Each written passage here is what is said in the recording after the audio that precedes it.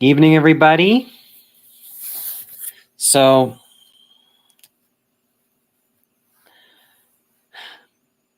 as you can tell, I'm already, 32 years old. I've just celebrated my birthday today. Hi. Hey, Goddess-o. How you doing?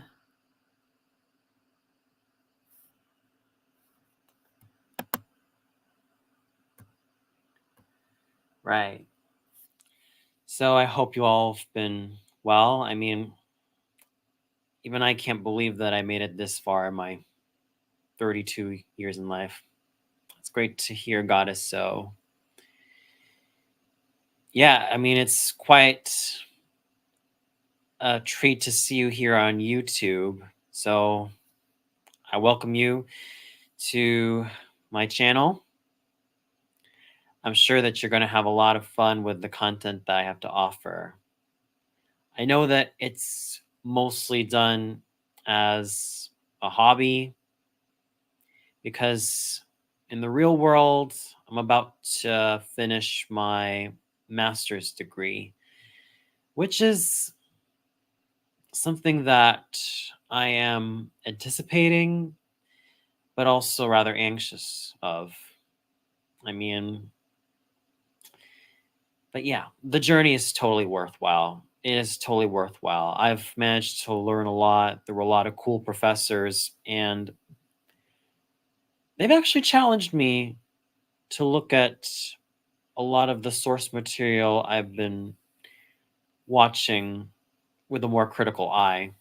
And that's something that I consider a huge blessing.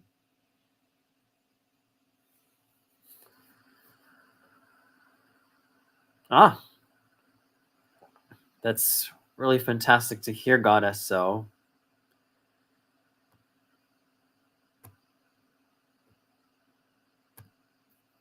anyway,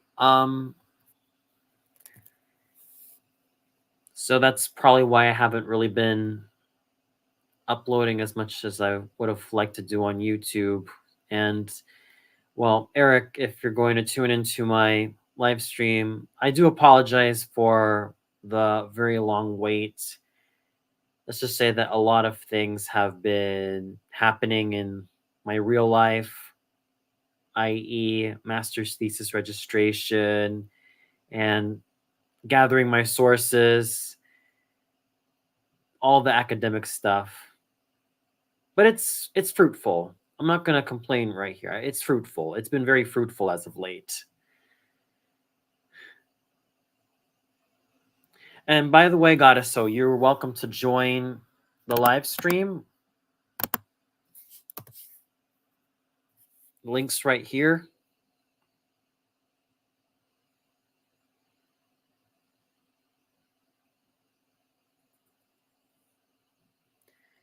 Yeah, and for all of you tuning in, you're all welcome to join in. If you want to have a chat with me. Yeah. Yeah, so far things have been going quite, up and down as of late. I've been dealing with Inu Aya month on DeviantArt. Well, what was supposed to be a tradition on DeviantArt, it's mostly been me doing it. Well, mostly the fan art, but other than that, I still enjoy it. It's been kind of tough producing Inu Aya fan art every day, especially considering that everything in the real world has been going kind of up and down and topsy-turvy. But other than that, it is what it is. I mean, some things will happen, shit will happen, but I really have to attend to them. That's how it is. That's how I roll.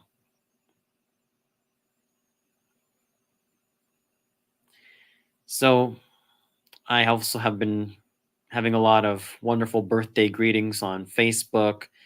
So and ah, okay. Ah, quite interesting, Goddess. So almost like cartoon all-stars to the rescue.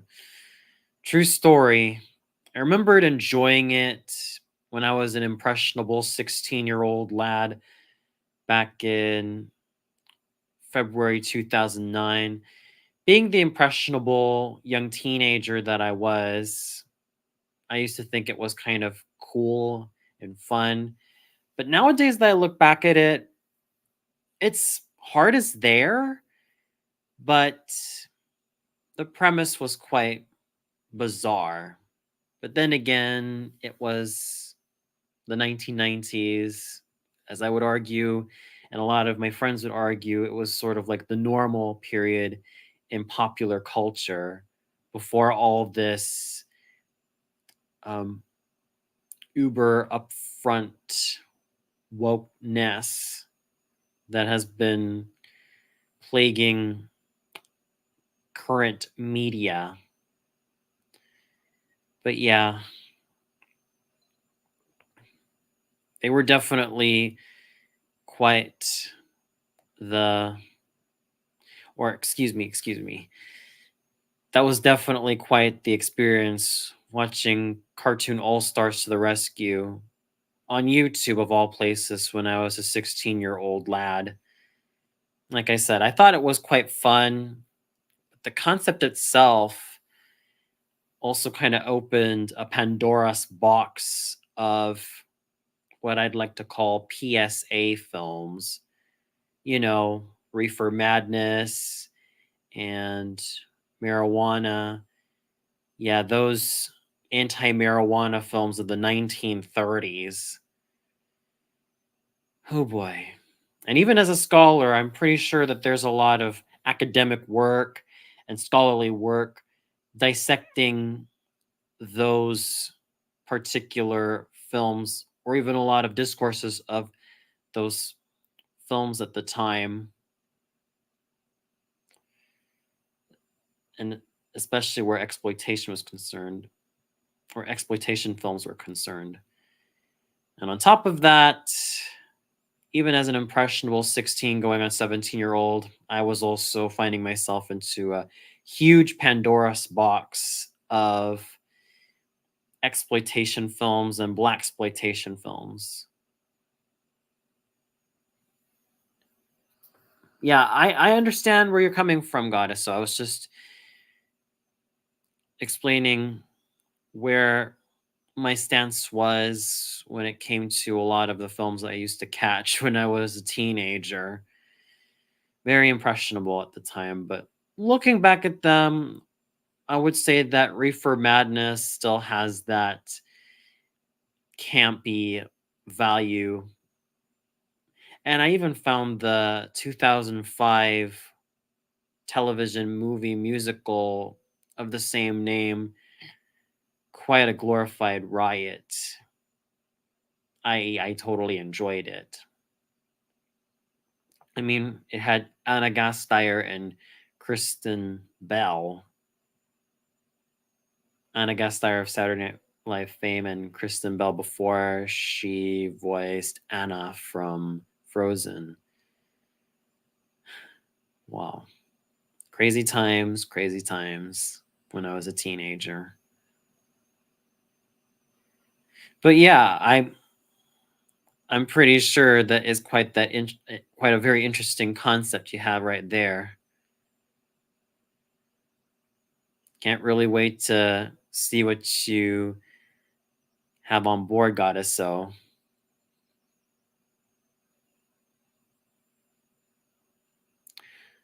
ooh, quite interesting. I never really thought of comparing Rumiko Takahashi's characters to Dr. Seuss's characters, but perhaps I could see where you're coming from. However, I wouldn't necessarily go that far. Dr. Seuss is his own person, and so is Rumiko Takahashi. I never had a problem with Dr. Seuss. I am totally in the minority, especially of people complaining that, oh, Dr. Seuss is racist. Dr. Seuss is racist. Come on. Come on. I never saw Dr. Seuss as racist at all. Never in my whole life, especially reading his books. I never really saw even the likes of Uncle Tom's Cabin or Sounder or yeah, a lot of the books that I read during my time as a 9-year-old, the chapter books especially, all the way up to when I was a 14-year-old, I never found them to be that problematic at all. I still remember and enjoy the precious times I've had with those books. Roald Dahl, um, whether it be Charlie and the Chocolate Factory or Matilda, or I think I might have browsed through Witches. Yeah.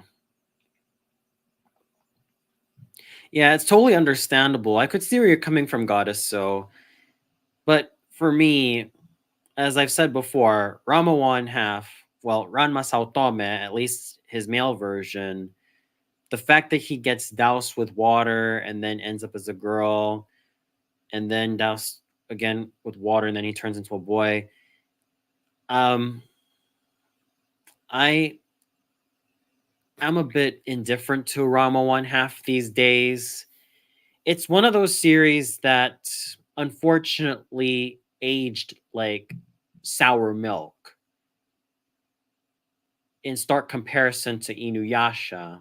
Inuyasha, well, it's still okay in small doses, but for me, I never cared for the Takahashi couples. But going back to Ranma Saotome, I can see why you would compare Ranma Saotome to Percy Jackson because they're both capable fighters. They seem rather brash and strong-minded young teenagers who are capable fighters.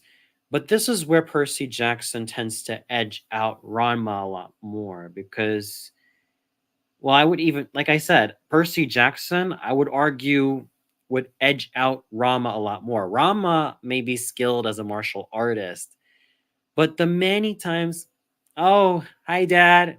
Thanks so much. In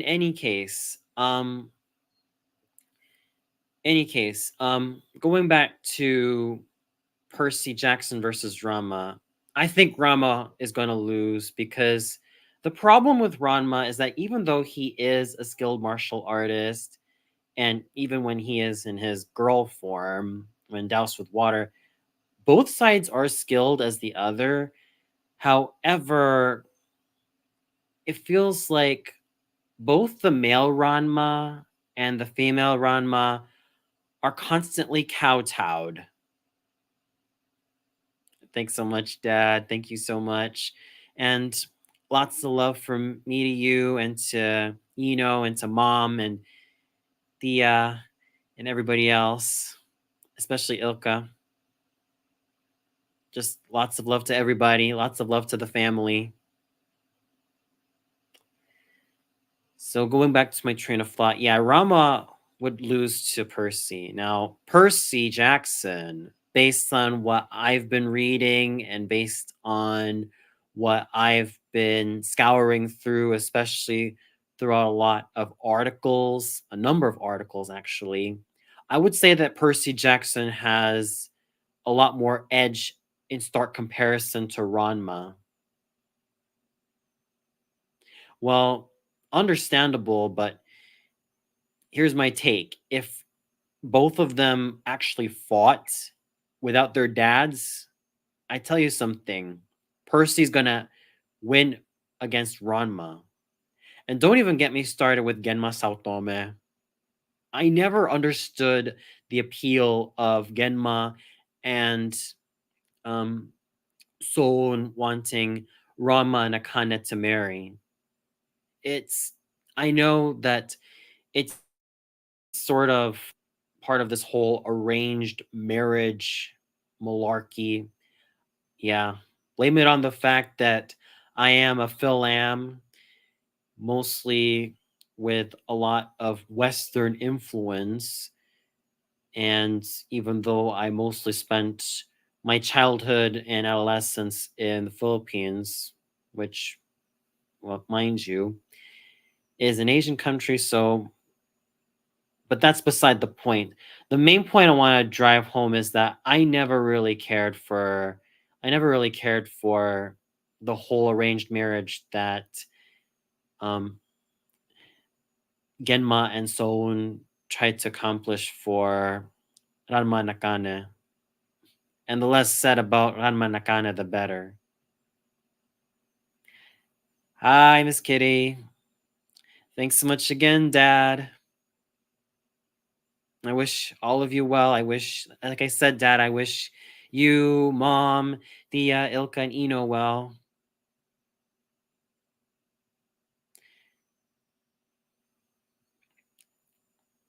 Yeah, but here's my take on Yusuke versus Mal. And because what I've seen in Descendants is this: I never really cared for Descendants at all. I don't even want to touch it. A, because it's not really part of my demographic, and B, I could see why there have been online critics taking a jab out of this TV movie, because it's essentially what would happen if you combine High School Musical with Disney Next Gen characters, or Disney Next Gen AU fanfic characters.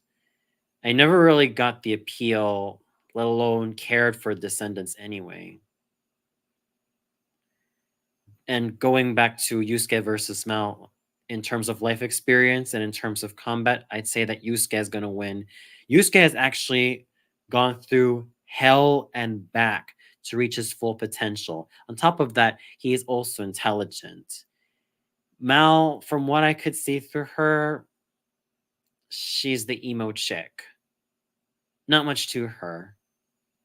She has power, but her personality, at least to me, was kind of bland. Oh, I love gargoyles, Miss Kitty. I absolutely love gargoyles so darn much.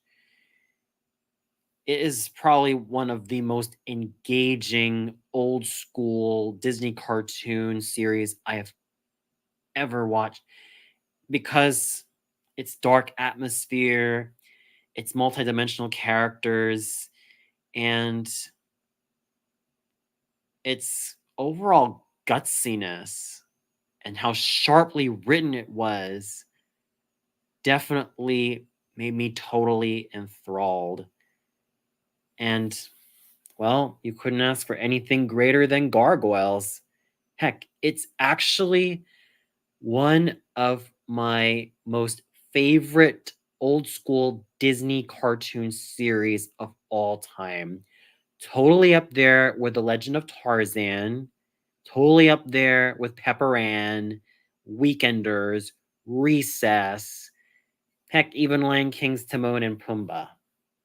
It is that great.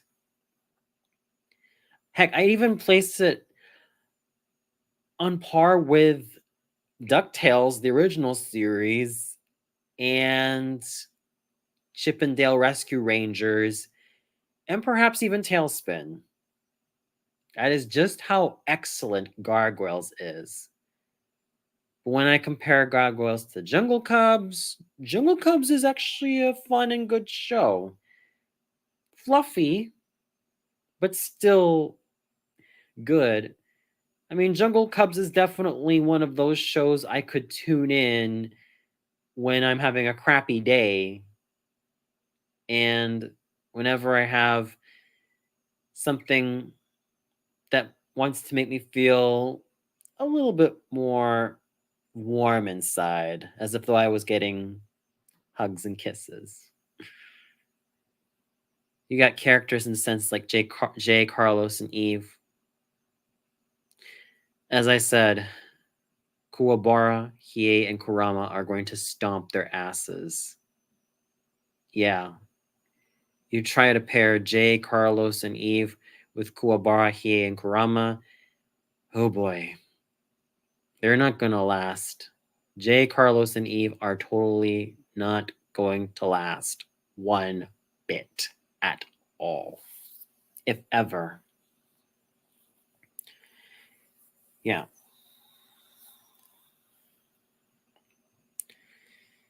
But if you ask me, if there are anime characters I would love to put in a tournament situation with, I would say that, you know,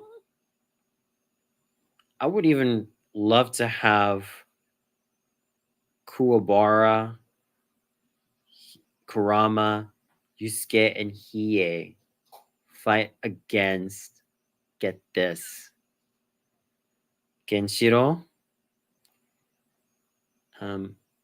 Guts, Vash the Stampede, and Spike Spiegel. That right there is what I would call a dream battle. Heck, you can even have Kenshiro versus Kuwabara, Kurama, Yusuke, and Hiei. Well, here's my take on Jay.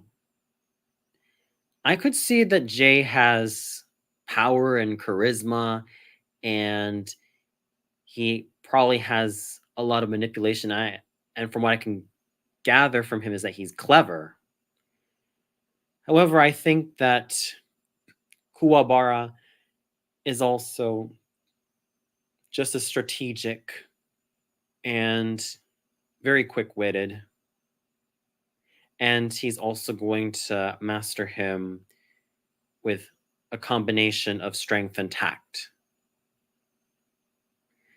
Yeah, Miss Kitty, I do get where you're coming from. But I would say that Miss Piggy has certainly a thing for Kermit the Frog. Oh my. I gotta love Miss Piggy. She is one sassy mama. Oh boy, she is quite the, excuse the pun, ham. Quite the glorious ham Miss Piggy was. Yeah, Yusuke versus Scott Pilgrim. Yeah, rather interesting. A rather interesting matchup, but I'd like to give Scott Pilgrim to, let's say, Zuko. Scott Pilgrim versus Zuko. Now, that would be the definition of a dream battle or a dream death battle.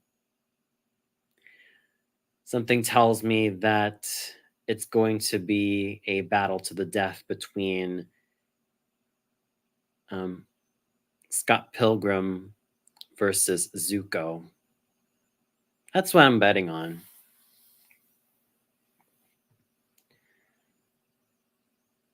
So, yeah, and granted, both Yusuke and Scott Pilgrim are clever, and they know exactly how to get over a battle and all that. Yeah, I mean, after all, in terms of Disney versus the Osamu Tezuka characters, well, here's my take. I actually kind of prefer Osamu Tezuka a little bit more. I know that Disney can go the dark route when it needs to be, and so does Osamu Tezuka, but I actually hold Osamu Tezuka's works a lot more with reverence. Oh, thanks so much, Miss Kitty.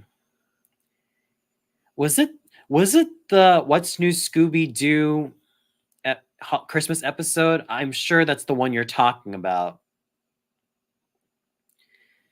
Yeah, that was actually quite an enjoyable Christmas episode because, well, it's mostly due to the show itself. What's New Scooby Doo is yet another Scooby Doo show that I've actually held with such high regard, because coming from a show that was, or from a franchise that would have ended up losing steam, What's New Scooby Doo definitely knew how to make its main human a lot more likable. And yes, they can actually stand toe to toe with Shaggy and Scooby Doo. Yeah, I mean, do not ever remind me about Velma. I feel like the biggest problem I've had with Velma 2023 is that I feel like it's a series that is trying so desperately hard to kill the Scooby Doo franchise by having Velma race swapped and acting like a woke, self entitled bitch. Which, if you ask me, it seems like a surefire way of killing the Scooby Doo franchise on paper. But what it's been doing is that it's just made the main characters way more unlikable, and it just makes the entire thing just totally lame. And I will never ever touch that piece of shit with a 10-foot pole. I decided to just do myself a huge favor and avoid Velma. I'm not even going to hate watch it, because the thing about Velma is that why should I even bother with this damn show? In fact, I would even go out of my way and say that the last Scooby Doo installment that I ever touched was Scooby Doo Mystery Incorporated. To me, that was sort of like the last best Scooby Doo animated incarnation, because by the time the 2000s rolled around, let alone the late 2000s, I was slowly outgrowing Scooby Doo because, well, in my experience of watching Scooby Doo from the late 90s, or let alone the early 90s all the way up to the 2000s, it started to slowly get older and older, the formula at least.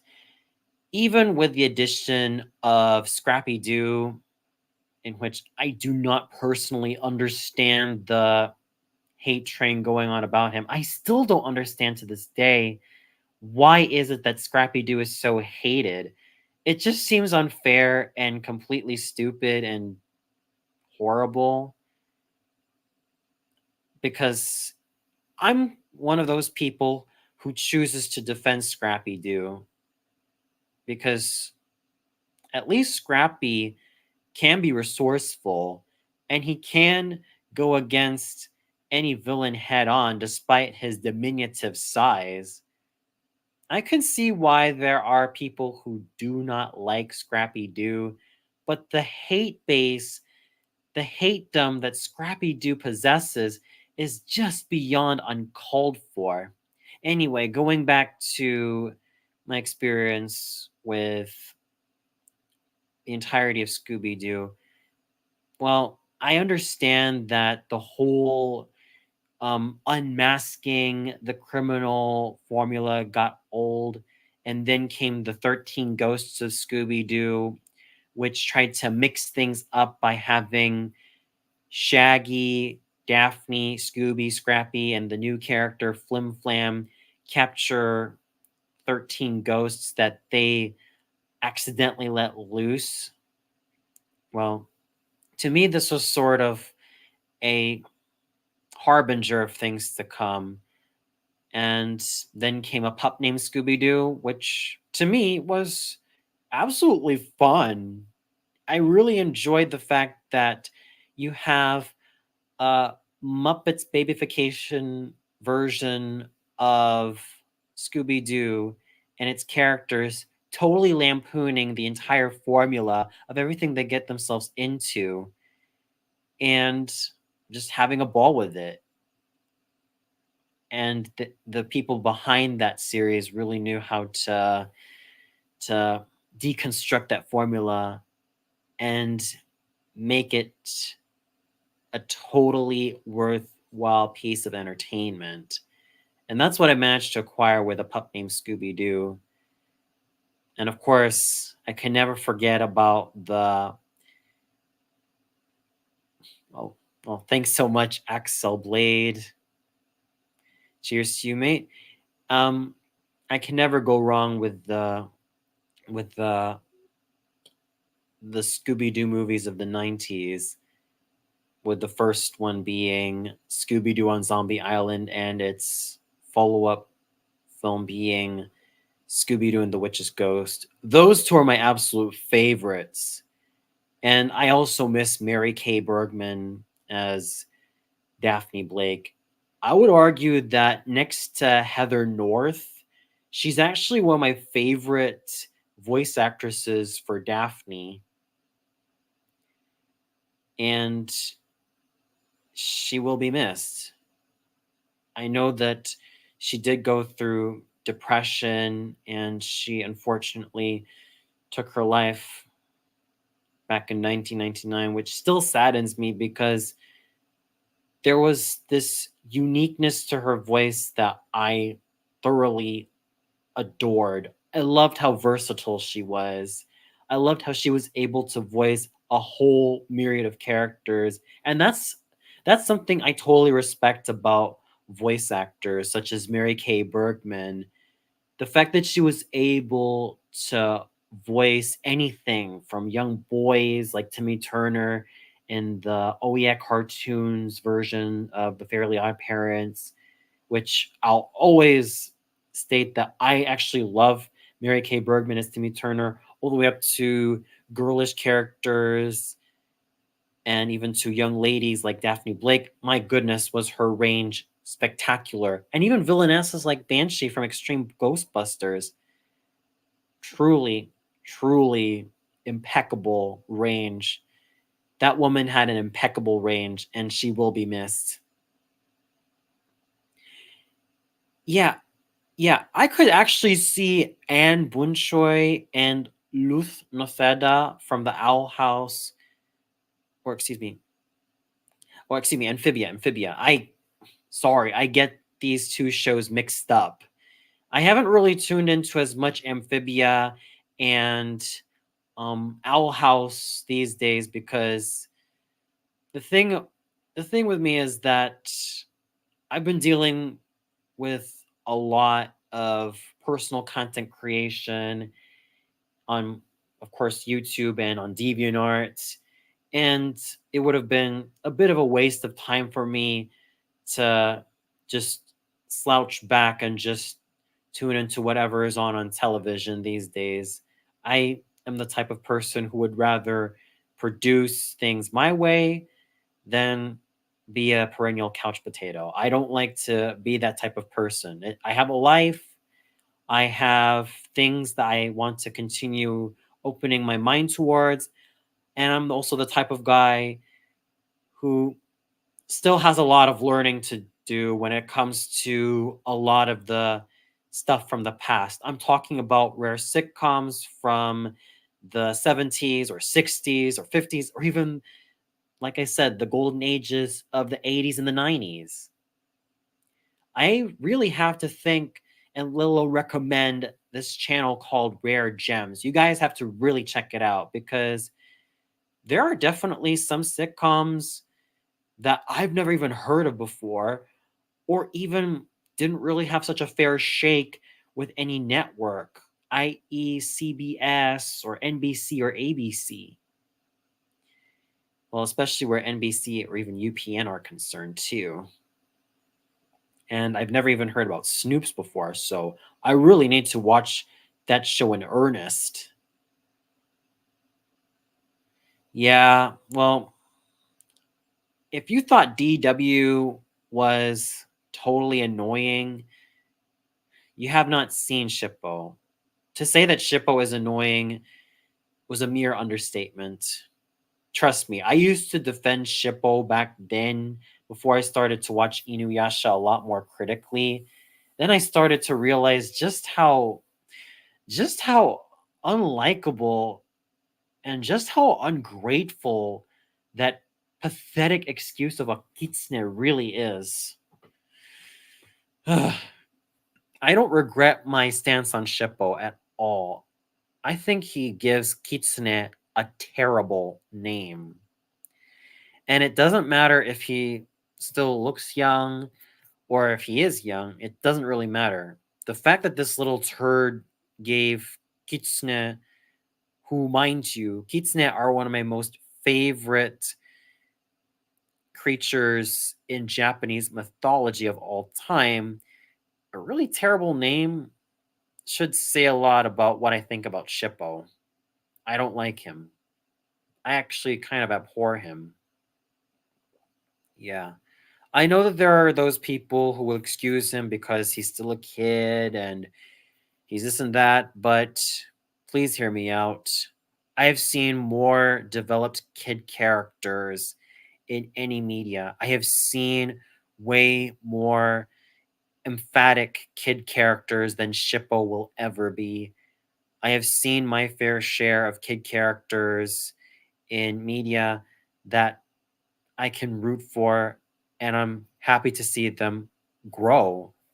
Shippo, on the other hand, he's just all talk and no bite.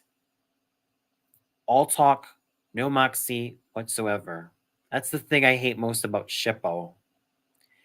The thing about his foxfire, his fox magic, it's pretty much all for naught. You know, he could be a better character if he had actually, you know, used his fox magic to his abilities, let alone to his advantage. But it seems like the only thing that this little turd is good at was being very mouthy toward Inuyasha and being such a bratty little half pint, thinking that and Shippo thought that Inuyasha has all the audacity to brag, even though he saved his life several times. Whatever. Whatever. Unfortunately, I've even had a falling out with a friend on DeviantArt about my stance on a lot of the Rumiko Takahashi characters, i.e., Moroku, Sango, Kagome, and Shippo. Oh boy. Anyway, I just feel really bad for that person on DeviantArt because at the time, my feelings toward Miroku, Sango, Kagome, and Shippo were starting to become a lot more visceral and a lot more rage filled from a justifiable stance because once I started to seriously watch Inuyasha on his perspective and his view, I really started to see just how ungrateful Miroku, Sango, Kagome, and Shippo were. What's even worse is that Sango really had a lot of potential to grow as a character, but all she ended up being was nothing more than a follower, a pathetic little sheepish follower who might have a lot of strength physically, but mentally, oh dear. Like, this chick ends up being manipulated one too many times by Naraku.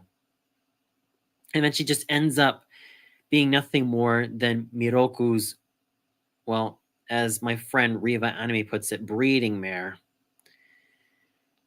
I used to kind of respect Sango as a character, but after seeing who she really was, no, no, she's not it. And I know that I'm going to hear a lot of people and a lot of pseudo feminists and pseudo feminazis whining at me saying that I'm being a misogynist. Oh boy. That word has zero meaning on me these days because to those people who say that I'm a misogynist, tell me this. If I'm a misogynist, why is it that I love characters like Jen Scotts from Power Rangers Time Force, Taylor Earhart from Power Rangers Wild Force, or even Corone, Kendricks, Cassie, Ashley, Maya, and Katie. Why is it that I love them? And while we're at it, why is it that I love Trini, Aisha, Tanya, Kimberly, and Kat? Let alone, um, let alone Kelsey, Dana, and Alyssa. Why is it that I enjoy them so much more than I could ever enjoy the likes of Sango and Kagome? Hmm? I'll tell you why. Because those Ranger ladies actually had way more cleverness, way more resourcefulness, way more courage, and actually had a freaking brain aside from all those great moves. And yeah, and Katie has more of a heart underneath all that brawn as a Yellow Ranger than any of those dimwits known as um, Songo and Kagome. So there you go. There you go. There are people that I've kind of found myself in such a pickle with, especially on X, formerly known as Twitter. I'm fully aware of that. Fully aware of that, Miss Kitty.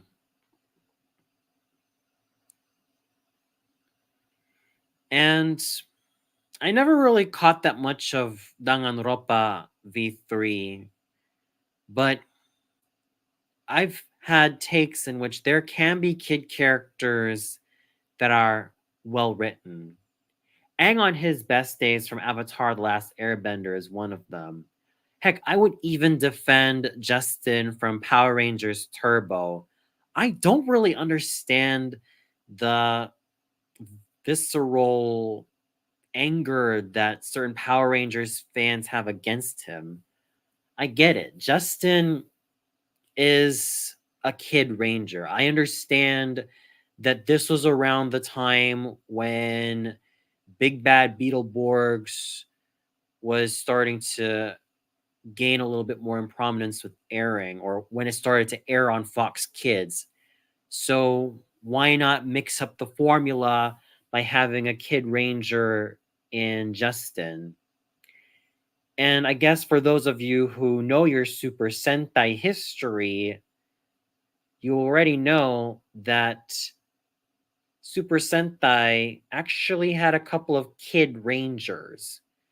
One of them was Go from Dairenja, the White Ranger, who was a 12-year-old boy, or let alone a tween boy, and he ended up being the sixth ranger. And another kid sixth ranger was Riki, although he's chronologically thousands of years old, but appears to be about 13 years old because the actor who played him was 13. And then in Power Rangers Turbo, you had Justin, played by Blake Foster, who was 12 years old back then. I could see why there were some people who were a bit taken aback, let alone iffy about Justin as the Blue Ranger, because when you pair Justin with, let's say, more mature characters like Tommy and then TJ as the Red Ranger, Adam and then Carlos as the Green Ranger, Tanya and then Ashley as the Yellow Ranger, and Kat and then Cassie as the Pink Ranger, and even having two extra Rangers in the Phantom Ranger and the Blue Sentinel, you kind of know where the point of contention is. It does feel quite awkward when you have a kid being paired up with older teenagers or people who should actually be in college at that point. Yeah. Yeah, like how I just defend Scrappy Doo from Scooby Doo because I never understood the vitriol hatred he possessed, because he was resourceful. He actually grew into a more resourceful ally in the new Scooby-Doo Mysteries and the new Scooby and Scrappy-Doo show.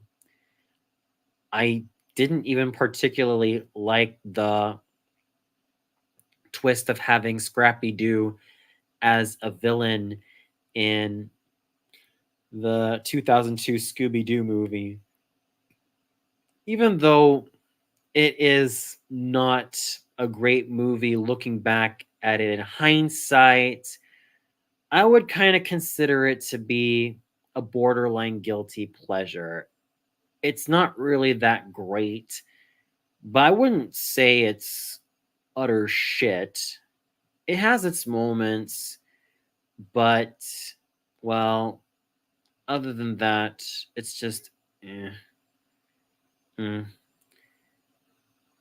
And I could actually defend the 1997 George of the Jungle movie with Brendan Fraser. True story, when I was a 5-year-old boy, I kind of had a man crush on him. I had a major man crush on Brendan Fraser's George of the Jungle. I remembered catching one of the videotape cassettes, videotapes, and then I saw the trailer to George of the Jungle. And when I saw Brendan Fraser as George lifting up that dumbbell, I was completely gobsmacked. I didn't know what to think back then as an impressionable little 5-year-old boy. At that time I just liked seeing him. I just liked seeing him. I just liked seeing hunky muscular men more than chicks. Yeah, I had more of a thing for muscular men like Hercules and George of the Jungle. Heck, even for Tarzan and eventually Basuli and Muviro, more than I would ever feel for, let's say, Wonder Woman or Hawkgirl or Tila. Although, if you ask me, I still rooted for Wonder Woman and Hawkgirl and Tila. And no, I am not going to bother with Masters of the Universe Revelation at all. It's made a lot of missteps. I know that there are people who defend it and who say, "Oh, give it a chance, give it a chance." But I'm like, if I want a good He-Man adaptation, I'd probably stick with the one from 2002. Thank you very much.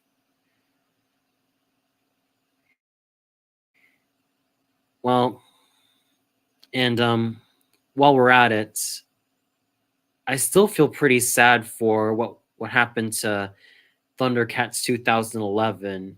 You'd think that it would be a great show for Cartoon Network. You'd think that it would have not only improved the overall quality of Cartoon Network's oeuvre in the 2010s, but also saw a major renaissance in kick-ass action cartoons. That would have been totally amazing. It was just a shame that it ended up running for only 2 seasons. Such a shame, really, because I think that both the 2002 He-Man series and the 2011 Thundercat series really did have a lot of potential to flourish and be probably a lot greater than their predecessors. It's just a shame that what we're being left with these days is, well, Thundercats Roar, which pretty much felt like Teen Titans Go on steroids and speed. And then what was left with, what was that? Masters of the Universe from 2021. Yeah, Kevin Smith, I don't know what he was thinking. In his prime, he was a damn good comedian in Clerks, but by the time he did something to excuse me, but by the time he was delving into a lot more actiony, dramatic stuff, it felt like he was losing the plot. He was actually a much better comedian, and I think the whole excessive weight loss thing kind of did contribute to how his mind was going back and forth to think that he was going to be a better dramatic writer when his actual forte is comedy, as in surrealist comedy. I mean, he was damn good in Clerks. Hmm. Okay, Goddess. So who are you simping for? Is there any character that you've been simping of as of late? And I don't like to use that word in particular because to me, I'd rather say that I had a lot of animated crushes. And here's the thing, a lot of my animated crushes have mostly been male. Another true story, back when I was a 13-year-old about to end up in the seventh grade, I had a major man crush on Long Shadow. It was during the time I was in a 2-week study program in Oxford, and I stayed with a host family. And then I caught Toonami UK. And one of the episodes I caught from Justice League Unlimited was Ultimatum. I had a major, major man crush on Long Shadow. Who boy, he was a hottie. And Greg Rainwater, wow, God bless him for giving him his voice. He had the body of a muscular god, and he had a face of an Apollo. You could not have asked for a perfect combination. Absolutely peerless. Heck, I even had a man crush on the Justice League version of Aquaman. Oh, yeah. His bulging muscles and his superb combat prowess. Perfect. Absolutely perfect. I've also thought of the fun idea of having Aquaman and Long Shadow, well, Aquaman, when he still had his two hands on board, and Long Shadow be engaged in the following, i.e., wrestling matches or bodybuilding competitions, weightlifting competitions, anything. Oh, yeah. Yeah, I was extremely covert about my fascination for Aquaman and um, Aquaman and Long Shadow as my major man crushes. Yeah, I can totally understand where you're coming from, Goddess. So, yeah, Sam Manson. I'm on the fence with Sam Manson from Danny Phantom. She's cool and all, but when it comes to genuine goth girl characters, I can never go wrong with this particular trinity from Teen Titans. These include Raven, Argent, and Jinx. These were the goth ladies that I could safely affirm were my style icons and ladies that I genuinely love or genuinely like to watch on screen. Raven with her dark and mystical powers and extremely multidimensional backstory. Argent because she's got this cool sense of style. And what more can you say about Jinx? I definitely enjoyed her character. I know that she was mostly a villainess, and I know that her switch to the good side was a bit rushed. And I know why people would have loved to have a season 6 of Teen Titans because it would have been great to see Jinx's and Kid Flash's relationship flourish. And I know that Teen Titans season 5 is a season that I'm kind of on the fence with. I've heard good things about Things Change. I've heard some bad things about Things Change. I know that Things Change, the season finale, did leave a lot of people hanging. But I do get where that particular ending was coming from. It was kind of time to move on from original Teen Titans. But this is where I have a bit of a problem. The main problem is season 5, as a good number of specialists have said, is that it almost felt like it was about to be Justice League Unlimited with all of these huge cast of teen superheroes. We could have had a Teen Titans Unlimited, and that would have been epic, man. We could have had it all with that. And I'm pretty sure that those people behind the scenes were really saying that it would have been just as fantastic to have had. And I definitely feel that it should have been great to have a sort of Teen Titans version of Justice League Unlimited, because the way I see it, this would mean that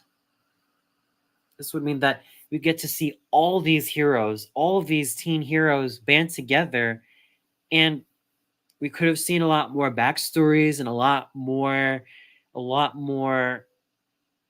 of their characters being put to the forefront. Heck, it would have been cool to have had Tara return.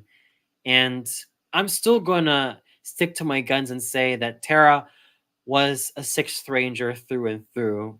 I would even go out of my way and say that including Tara in the main Teen Titans group would have also made the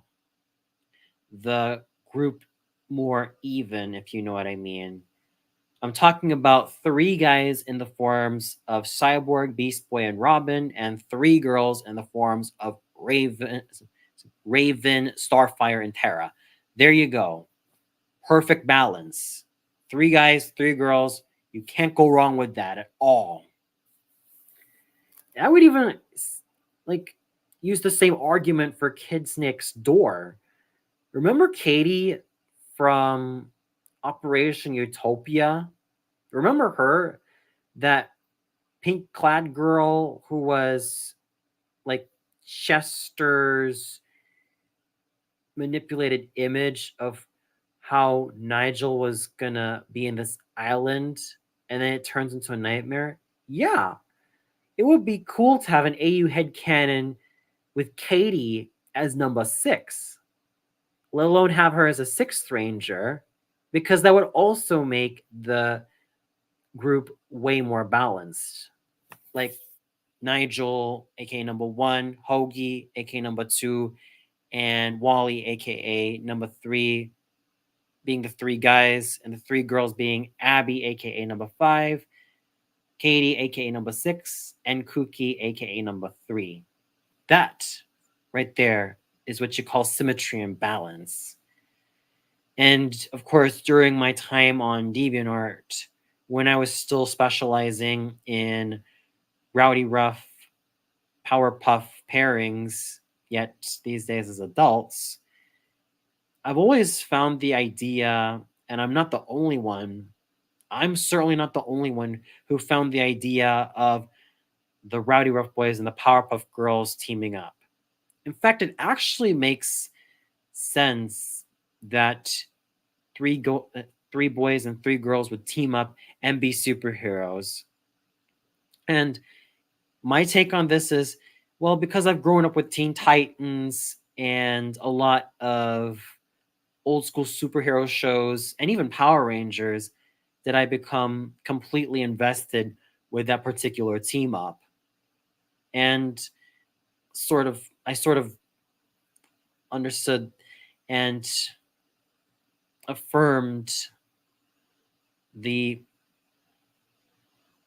dream team ups I've had with these particular teams, like the Teen Titans, including Tara, Sector V, Kids Next Door, including Katie, and of course the the team up between the Rowdy Rough Boys consisting of Brick, Butch, and Boomer, with the Powerpuff Girls consisting of Blossom, Buttercup, and Bubbles.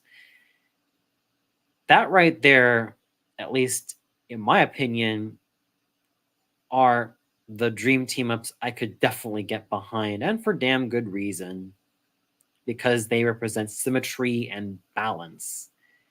And going back to my days as a Rough Puff fan art specialist, well, I was slowly becoming tired of the color clad pairings. First, there was my absolute hatred of Butcher Cup. I just cannot stand Butch and Buttercup being a couple because, well, I know that some people would find it hilarious, but what's funny about two stubborn and hot-headed green-clad toughies trying to start a relationship with each other? What's funny about them? They're just gonna fight and fight and fight. There's nothing funny about them. It's just gonna be totally draining. I can't stand those two together. Secondly comes Blossom. I never understood its appeal. I know that Brick and Blossom are like the poster kids of the rough puff pairings, but come on. It's just too much. And Boomer and Bubbles, eh. After liking them, I kind of felt like they were just going bland and bland and bland and bland. You can't have too much sweet all the time. And, that's when I started to become a lot more acquainted with other color clash specialists, i.e., Brooker Cup Master X3, Katie Girl, and Zachu X. I definitely not only enjoyed their works, but the reasoning that they had for why they also enjoyed the color clash couples. And I also found my way with the color clash couples. Heck, I'm still going to like put Boomer and Blossom or Blossomer as my number one favorite color clash ship, following suit with Brick and Buttercup, aka Bricker Cup, and then having the bronze medal Butch and Bubbles, aka Butchables. I can't go wrong with the color clash couples. They have a lot more of a healthy dynamic than the color code ones, which to me is just completely overrated.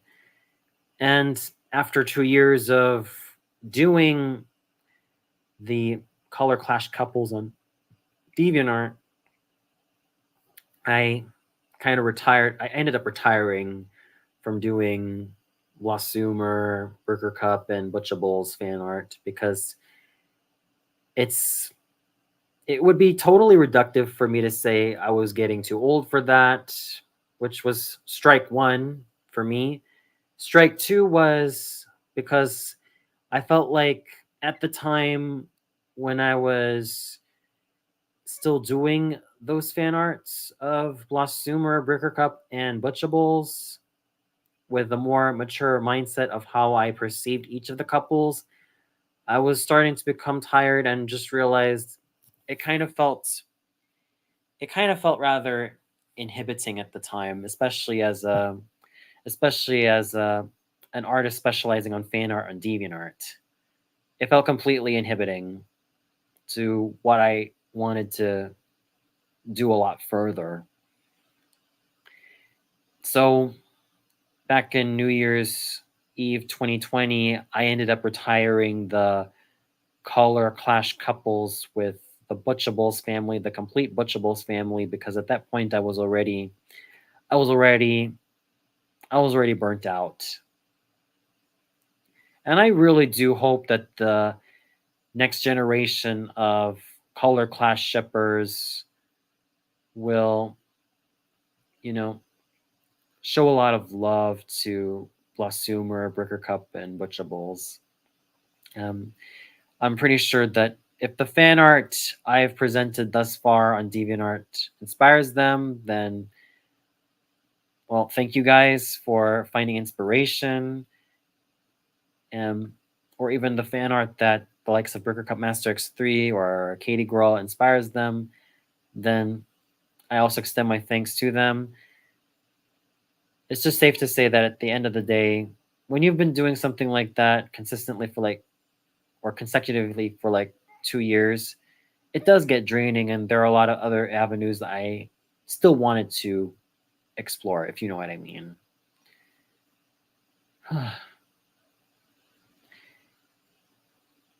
Everyone thought this theory I made was funny.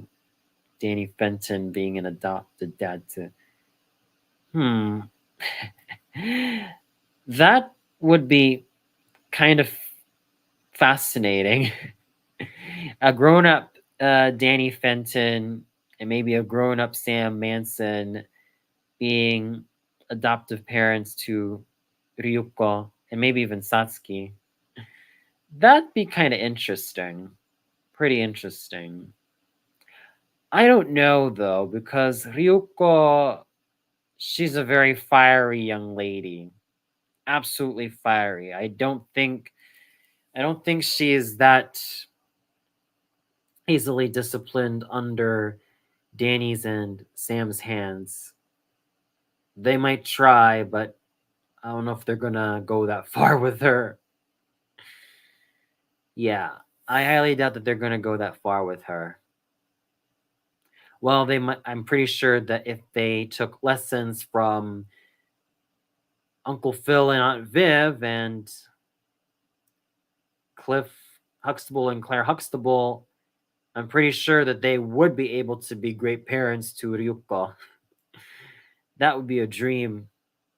Heck, even Danny Fenton could take a few tips from Officer Carl from Family Matters. Yeah, Carl Winslow, excuse me. Carl Winslow from Family Matters, yeah. Like I said, if Danny Fenton can take lessons from Uncle Phil, Cliff Huxtable, and Carl Winslow from Fresh Prince of Bel-Air, Cosby Show, and Family Matters, respectively, I'm pretty sure that he could raise Ryuko well, especially alongside Sam Manson. That would be pretty interesting. That would be really interesting.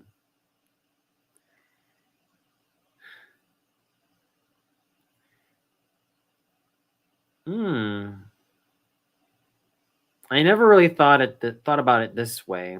But then again, I haven't really caught up with as much Kill la Kill, but from what I can gather from the show, it is dang exciting. I know that it's it's over the top. It's Gynaxy in terms of its execution. I could see where a lot of the inspiration is coming from, whether it be from Battle Royale or a lot of the Gynax anime. It's it has its own charm. It has its own balls to the wall charm. I'd kind of like to watch a little bit more of it, but when it comes to anime, I would love to watch more in earnest. Those have to be Monster, the 2004 anime, and perhaps, yeah, Boogie Pop Phantom and Serial Experiments Lane. I know that with Monster, 74 episodes would seem like a huge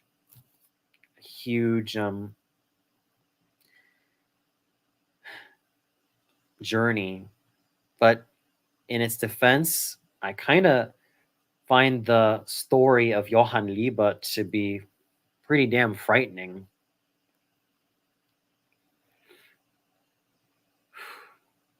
And speaking of anime that I've yet to catch up more in earnest, yeah, Yu Yu Hakusho, I know that's available on Netflix. I know that Monster is available on Netflix.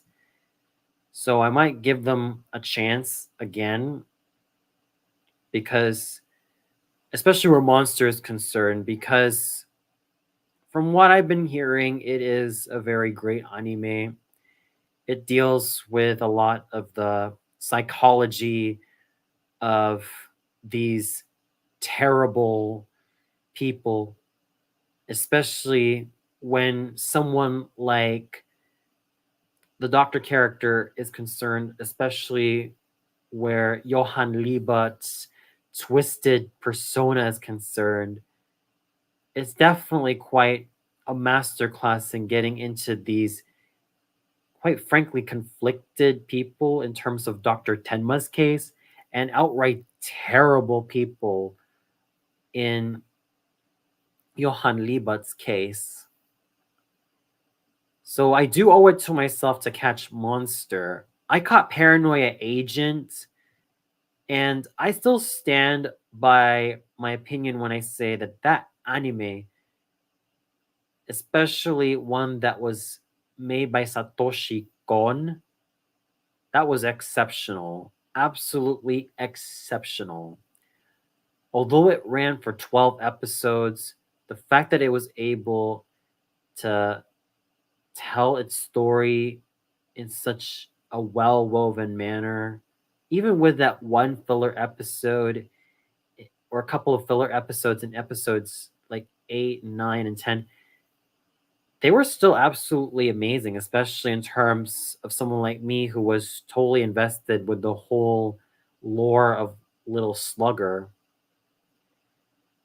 And of course, the tragedy that ended up unfolding, which, mind you, if you have not watched Paranoia Agent yet, I dare not give any major spoilers, but you've got to check it out for yourself. It is such a grand thrill ride.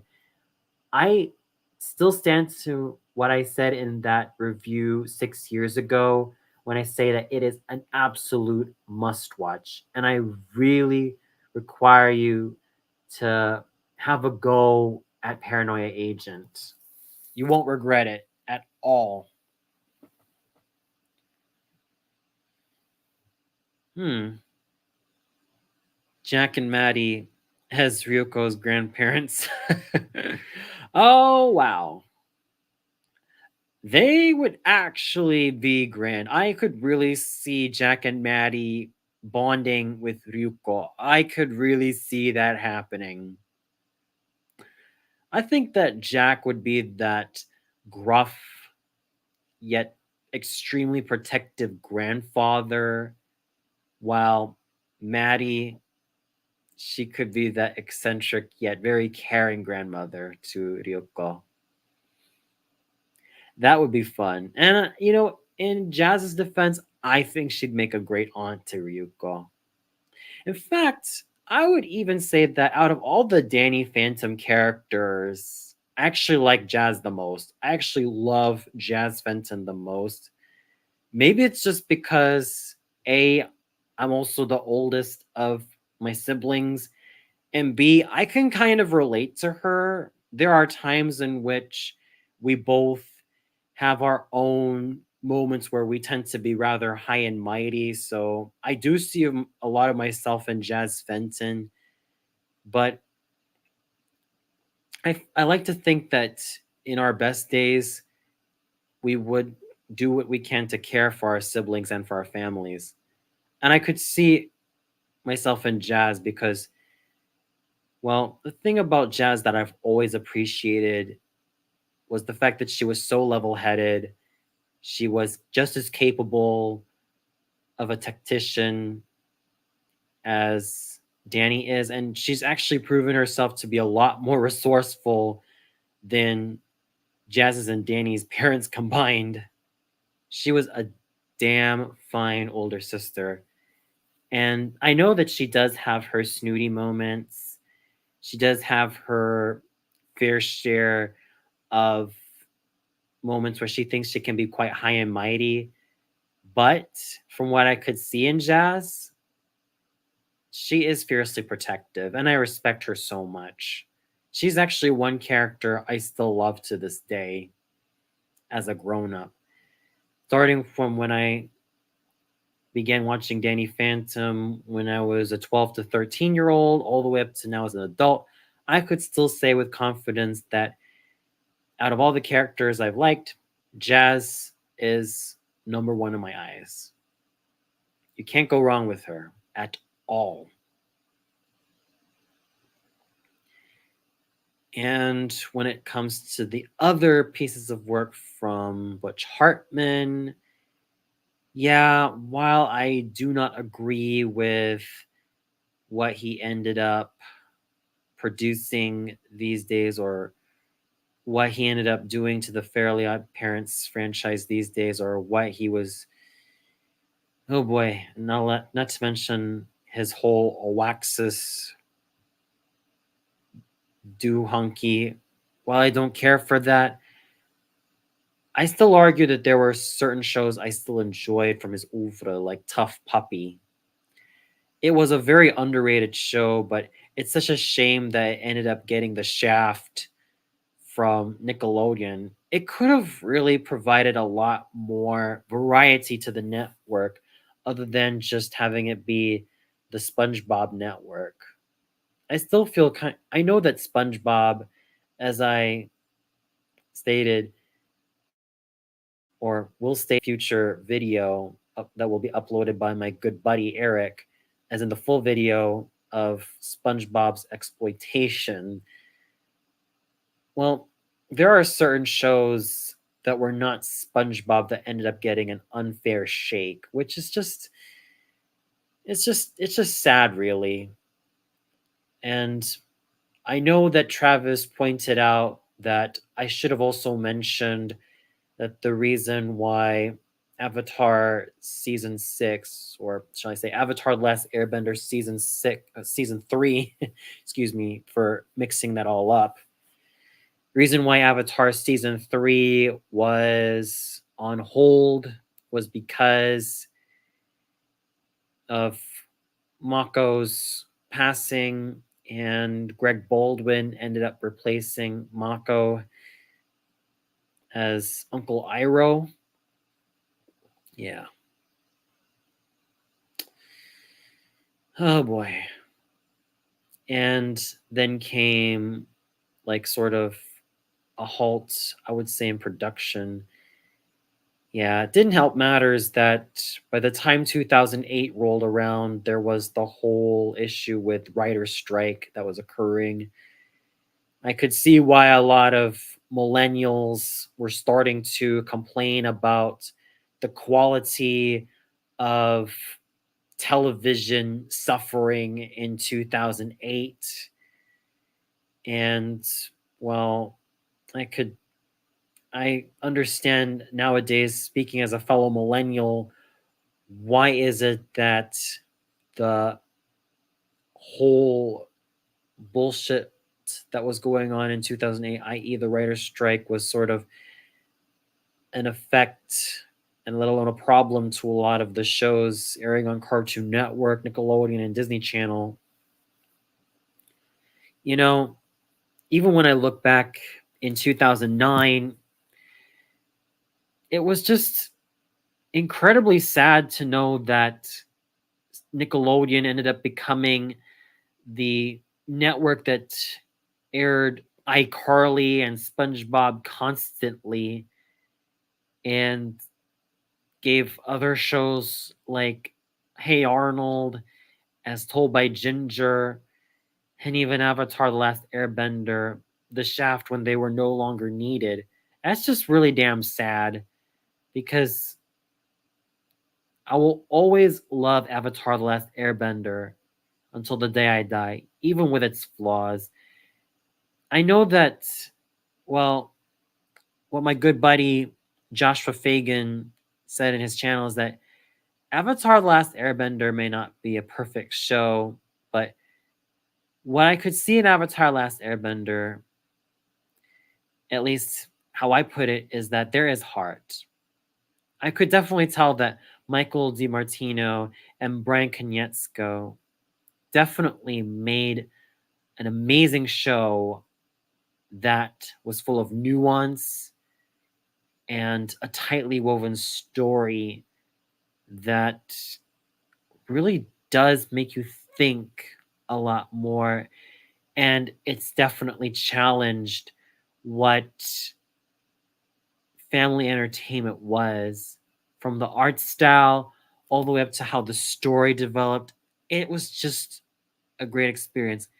The parts of contention that I had, or the points of contention I had, especially with Aang, and I'm sure that a lot of other video essayists made this clear, is that Aang's whole issue with, letting go of Katara could have been challenged a lot more, because after what was going on in season 3, every time Aang tried to force himself on Katara, Katara, was just not sure how to feel about Aang. And I know that it doesn't make Aang a bad guy. It just means that he's still a kid who has still a lot of growing up to do. After all, Katara constantly protected Aang, but there are times that I feel like Aang could have protected her a lot more. There could have been a lot more to work off of. And I know that there are going to be a lot of Katang fans who are going to come whine at me and say, "Oh, you're just being, stupid." Yeah, true story. I've had to deal with this complete dickhead on DeviantArt who was going off about me being, a Katang hater. Yeah, and he was bragging about how much of a big man he thinks he is. Yeah, whatever. I mean, with lingo like that, he just appeared to me more like a self loathing loser. So I didn't want any more of his bullshit. But it's just safe to say that I didn't really agree with having Katara and Aang together, because it felt like Katara's maturity as a person and what she had to go through doesn't really equate with what Aang endured before he accepted his fate as the Avatar. I think that's why I ended up liking Zutara a lot more, because Zuko and Katara endured way more in their lives, and they were also both emotionally mature for their ages. Heck, I even think that thematically, Zuko and Katara should have ended up ruling side by side as Fire Lord and Fire Lady, because Katara can actually prove herself to be just as much of a diplomat and just as much of a ruler as Zuko is. And by the way, I'm going to recommend this fanfic for you all to read. It's called Didn't Know My Heart by Baby Fairy.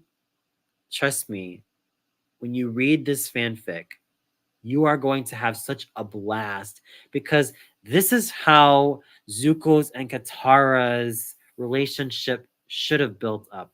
I mean, this is what would have happened if Katara was the girl that Zuko met in the desert instead of, like, let's say, Song and Jin, who, I'm not going to discredit Song and Jin in terms of Zuko's character development.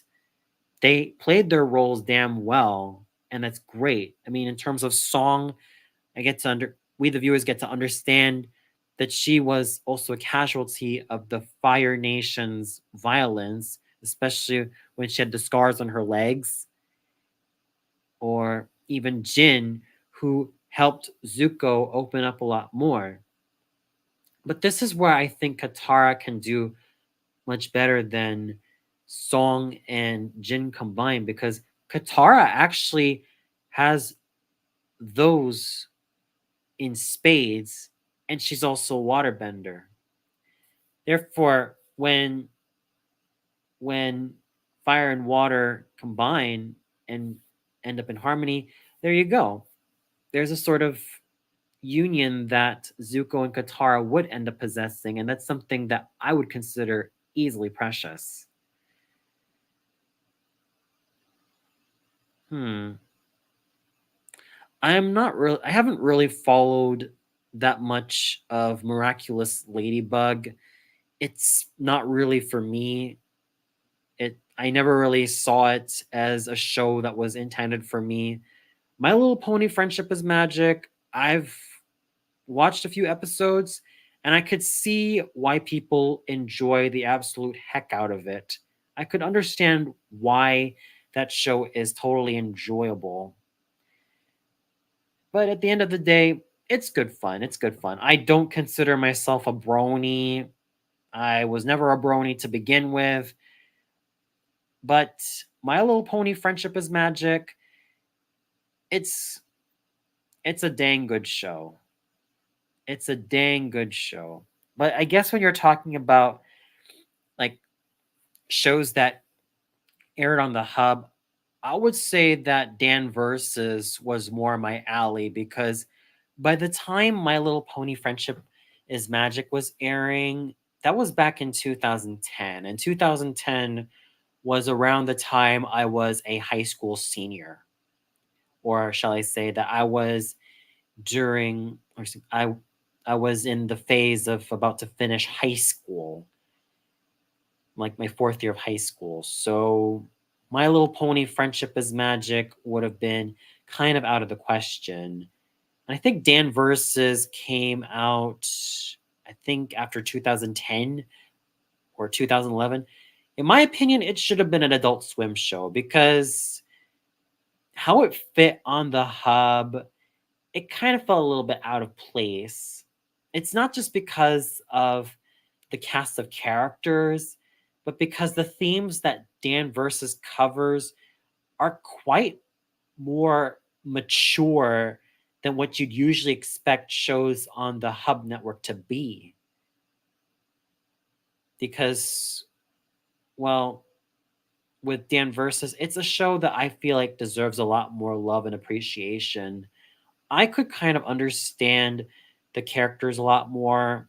There are times that I do kind of relate to Dan, and sometimes I'd like to feel like I know that this is going to sound rather reductionist when I say this, but Dan is a sort of G to PG rated version of Defense from Falling Down, in which both Defense and Dan find so many things wrong with this world and they vent out their frustrations and their lamentations to such a high degree. Damn the consequences. And I did watch a few episodes, let alone a few clips of Dan Versus. It's a well written show. I also highly recommend watching it. And the voice cast is also just as magnificent. You know, Winx Club and My Hero Academia, Heroes and Fairies, or Fairies and Heroes. Yeah, quite an interesting crossover idea concept, gotta so. I haven't really caught up with My Hero Academia that much, but you know what would have been just as fun? A crossover between My Hero Academia and One Punch Man. I mean it. I mean it. Sentaro and the cast of My Hero Academia would probably make the greatest of allies. And that's a fact. I mean, I'm pretty sure that a crossover between those two shows, especially considering that both My Hero Academia and One Punch Man ended up becoming quite the hit shows from 2016, is definitely legit.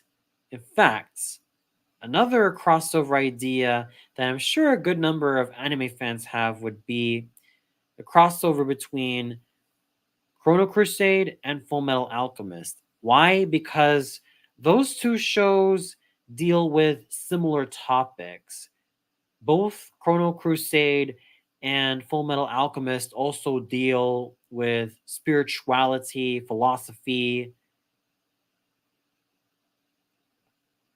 Oh, sorry, goddess. So brand new animal. Yeah, I never caught up with brand new animal, but going back to Chrono Crusade and Full Metal Alchemist, I honestly think that I could see why these shows end up being so similar to each other, because the thing about Chrono Crusade and Full Metal Alchemist is that they both talk about like faith versus reasoning, the whole debacle with religion versus reasoning, and it also deals with philosophy while not being pretentious.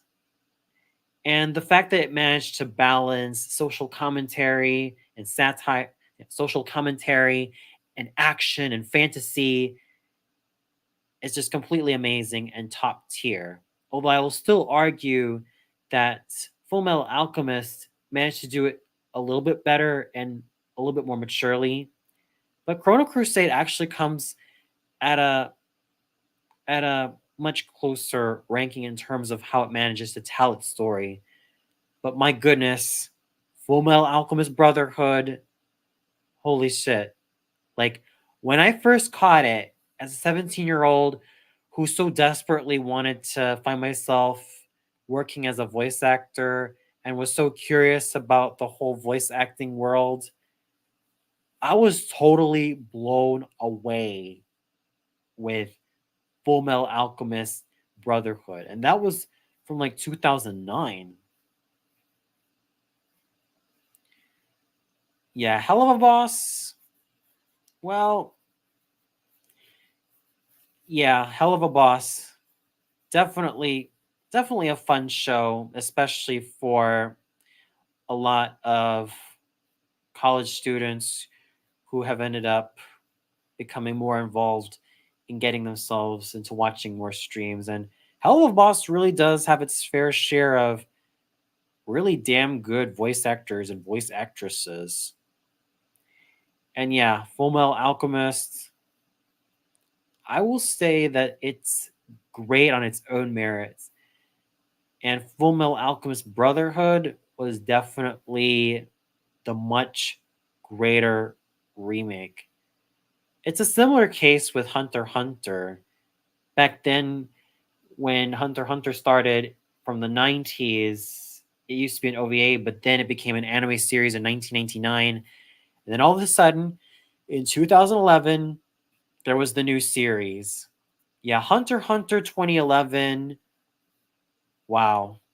I only watched a couple of episodes of, but my goodness, it's quite impressive in terms of what it managed to do with its characters and its settings and all that great stuff. And I also like Gon Freaks as a character. He is another character I thoroughly enjoy, and I also find him to be a very resourceful kid character that I thoroughly salute. Same goes for Killua, who is admittedly scary, but cool in his own way. And Kurapika, clever. Leorio is a whole lot of fun. And I could honestly see some parallels between the quartet of Leorio, Gon, Kurapika, and Killua with those of Kuwabara, Yusuke, Kurama, and Hiei, because Hunter x Hunter and Yu Yu Hakusho were made by the same gentleman, Tagaki. Yeah, they were created by the same gentleman. I still prefer Yu Yu Hakusho though. It managed to show that not only did the characters in Yu Yu Hakusho grow in physical strength, but also in emotional maturity, because that is an aspect about Yu Yu Hakusho that I thoroughly enjoy to this day as an adult. And of course, Funimation, well, despite its many controversies. I'm still thankful that Funimation gave dub fans this particular dub, which was pretty top tier. Yeah, this was actually another one of Funimation's finest works. The dub of Yu Yu Hakusho. Yeah, I mean, Christopher Sabat, say what you will about him, but he was damn good as Kuwabara. Justin Cook, absolute legend as Yusuke. John Bergmeyer as Kurama, totally top notch. And of course, Chuck Huber as Hiei. Amazing. Absolutely amazing. And then you got Genkai. You know, that's the thing I love most about Genkai because she really does subvert the expectation of having someone who is usually supposed to be masculine as a trainer.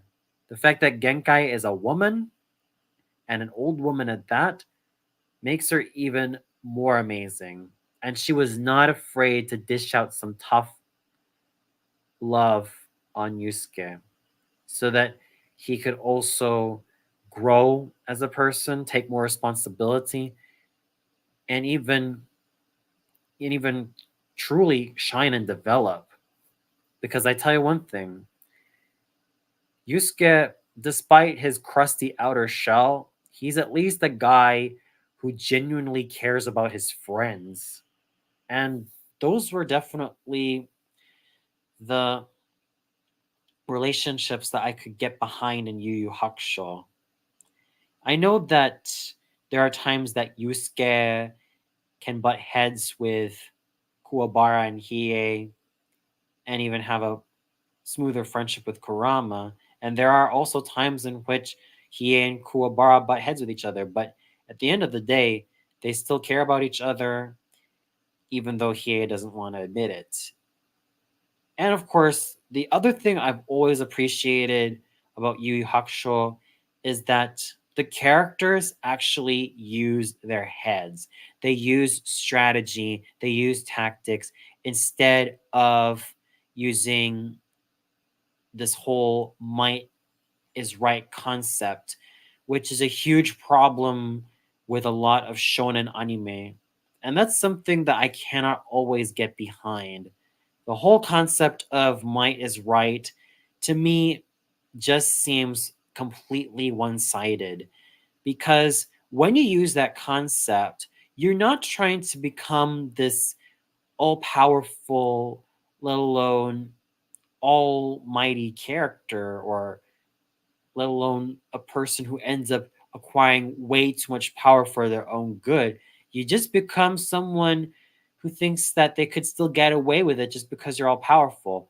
With anime like Yu Yu Hakusho, there have been occasions in which the characters have a motive aside that doesn't really involve being like the strongest person in the freaking universe and actually have a brain.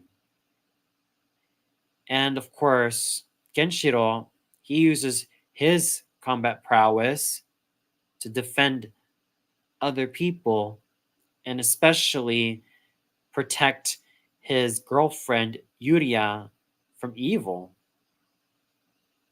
And not to mention, that's another thing I enjoy most about Hokuto no Ken. And even when I look back at a lot of the older anime series, there's always something about the heroes that I've always admired, especially when I was a lot younger, compared to a good number of heroes I see today. Because there's another reason why I haven't been catching as much anime as I would have loved to, with the exception of, let's say, Carol and Tuesday, which I'm pretty sure is a very darn good anime. But, well, considering what Takahashi ended up producing and the likes of Ken Akamatsu, I don't really have any hope for at least Inuyasha in canon or Ranma 1 half, or let alone Rama Saotome. I don't really have hope for any of the characters. I don't even have a lot of hope for, let's say, Ranma or Ryoga, Moose, um, Tatewaki Kuno. I don't really have a lot of hope for any of the characters presented in Rama One Half. I mean, as I grew, I found a good number of them to be annoying as hell. I just can't really get behind a lot of the characters in Rama One Half. Like, seriously, in my book, comparing Rama One Half to Yu Yu Hakusho is like comparing some takeaway chip shop to a very fancy steakhouse. That is just how drastic the comparison between Rama One Half and Yu Yu Hakusho is. And if I were to go way more drastic, it's like comparing Rama One Half as a piece of turd to Yu Yu Hakusho being this well crusted filet mignon. Oh yeah, I am not afraid to go there. And I know that there are going to be some people in the comment section who are going to say, "Oh, what are you talking about? Rama One Half is the best anime ever. What are you talking about? You're just being mean." Yeah, whatever. That's called having an opinion, ladies and gentlemen. And I don't like to hear you people thinking up my comment section saying that you don't know what I'm talking about. I know what I'm talking about, man. I have dealt with a lot of anime that I've been growing up with, and these days as an adult, I've also learned to look at a good number of them a lot more objectively. I've had my fair share of really great anime, especially the ones that talk about some really relevant themes. I still hold a lot of high regard to Welcome to the NHK. And I know that given Gonzo's record, there are times that the anime tended to look sloppy, whether it be, ah, thanks so much, Sam.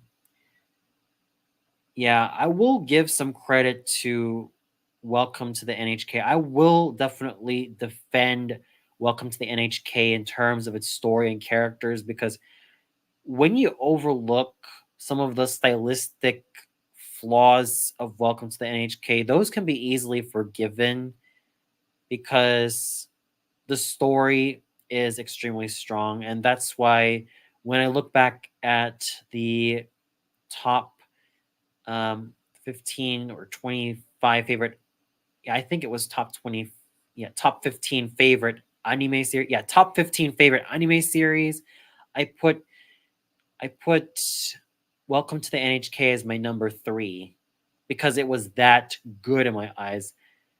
It really dealt with a great number of strong themes, like giving more nuance to someone who is supposed to be rather despicable and unlikable, like Tatsuhiro Sato, and then just making us, the audience, understand and empathize with him a lot more, and even empathize with a lot of characters like Kaoru Yamazaki and Misaki Nakahara, and even to some extent Hitomi. You know, I understand that Misaki Nakahara, according to some people, or at least according to Wikipedia, or even to the people who've read the manga, Misaki isn't really that likable in the manga. She is a little bit more manipulative, although in the anime, she is a lot more kind hearted and a lot more emphatic. And she seems to genuinely care for Sato and really wants to see the best in him, at least how I see her. And I definitely love the interpersonal relationships that Sato has with Misaki and Yamazaki and even Hitomi. Yamazaki was my absolute favorite in Welcome to the NHK. I kind of related to him on a personal level because we both have our own moments where we blow up at the slightest provocation. So I do see a lot of myself in Kaoru Yamazaki, and probably that's why Welcome to the NHK hits home with me as a grown up a lot more than when I first bought the DVD and watched it to the fullest as a 19-year-old or 18 going on 19-year-old. And when you have something that was really great and had a lot of promise and strength in terms of its story, and it managed to make me very attracted to this particular anime because when I think about Welcome to the NHK, I could still say with confidence that this was one of the best anime series I've ever watched of all time. The stylistic flaws that it had, at least in my opinion, they don't matter to me because the story and the characters more than compensated for whatever shortcomings Welcome to the NHK had, and the characters truly shone in their own special way. And another anime that I think deserves a lot more attention is Technolize. Now, when it comes to a series that shows and does not tell, Technolize is easily an anime series that, well, I can say with confidence accomplishes all that and more. And I definitely love it when any anime series, like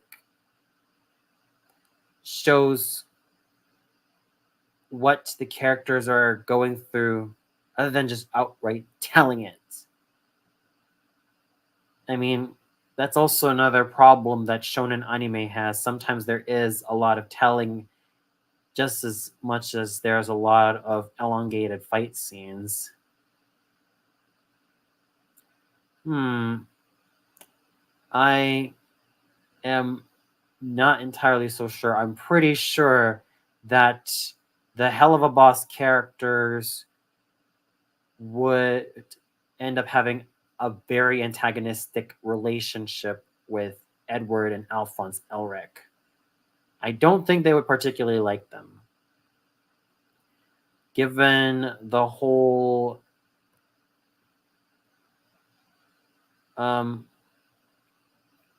stuff that they ended up enduring with the homunculi, I think the characters in Hell of a Boss would give them a run for their money.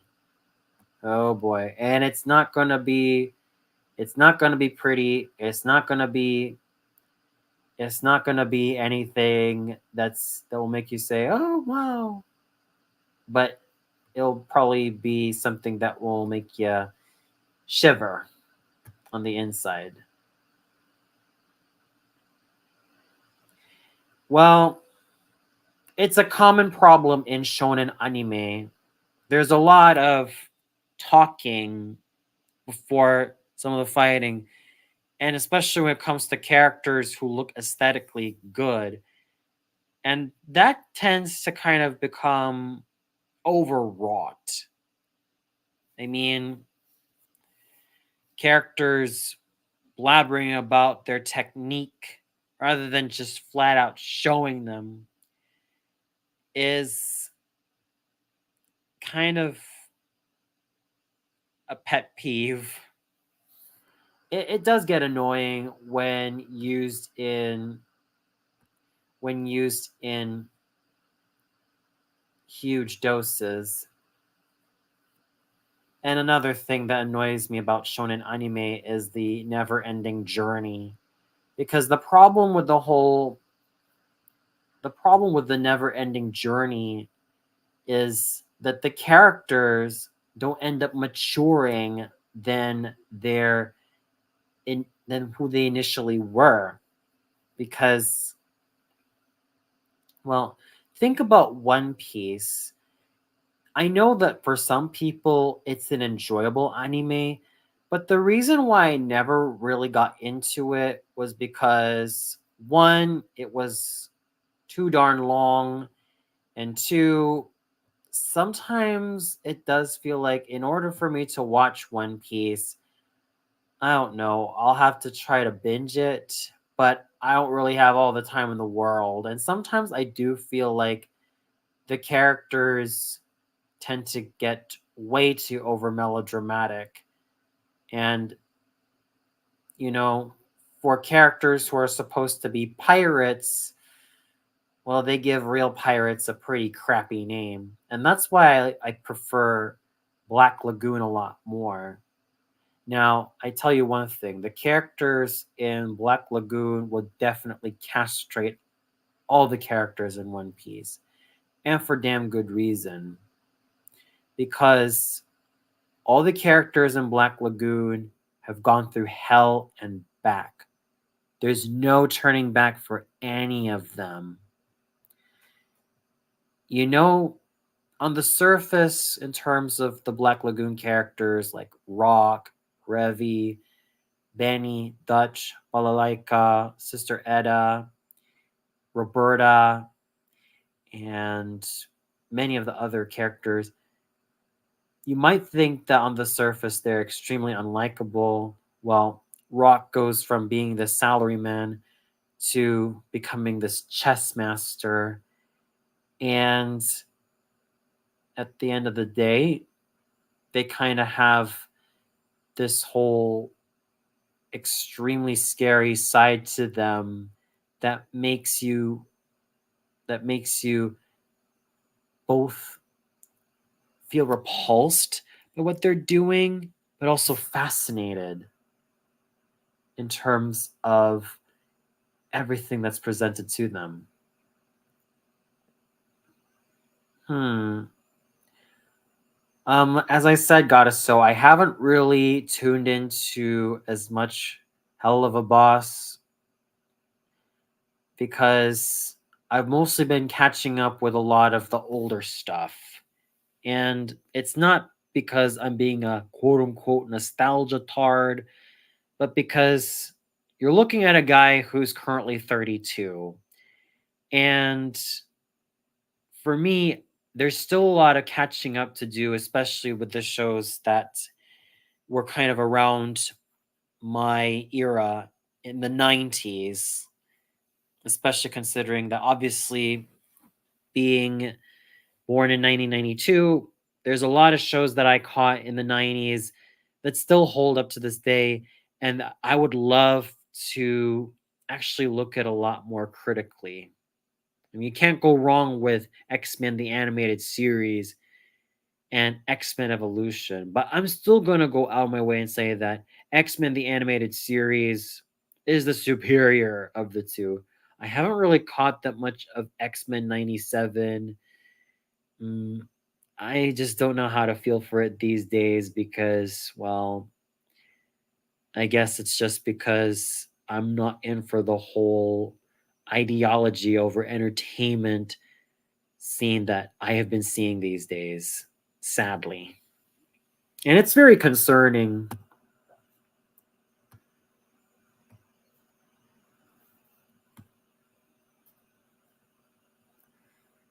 Um,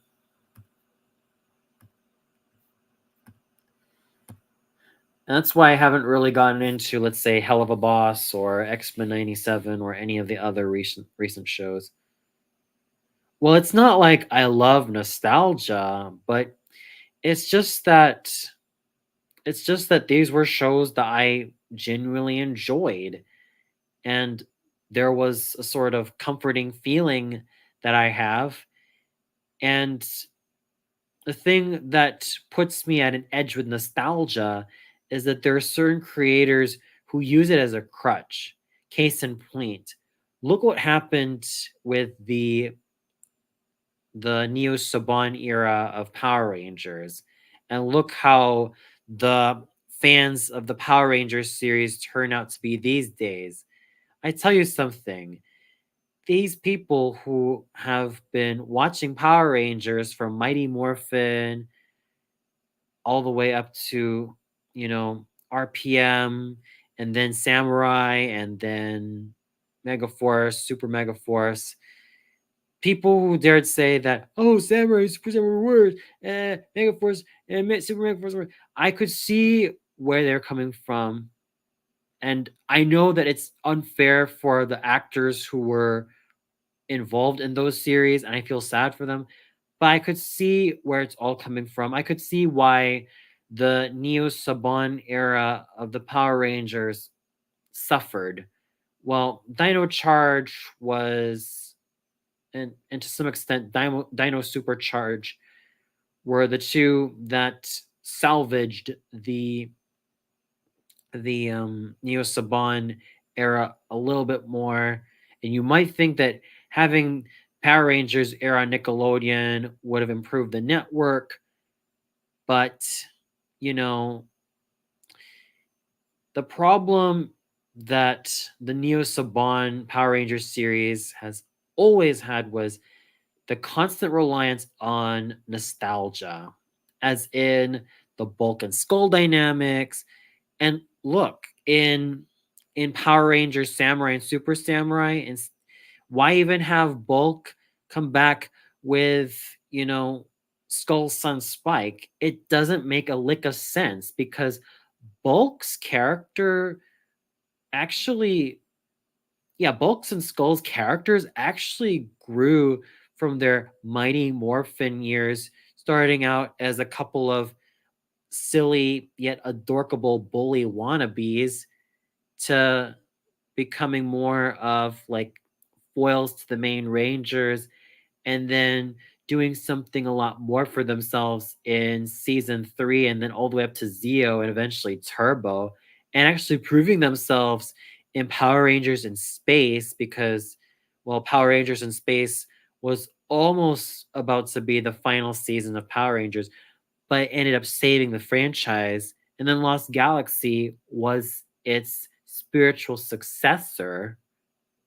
And you got more ambitious storylines with Lightspeed Rescue, which I would argue is a very underrated Power Rangers series.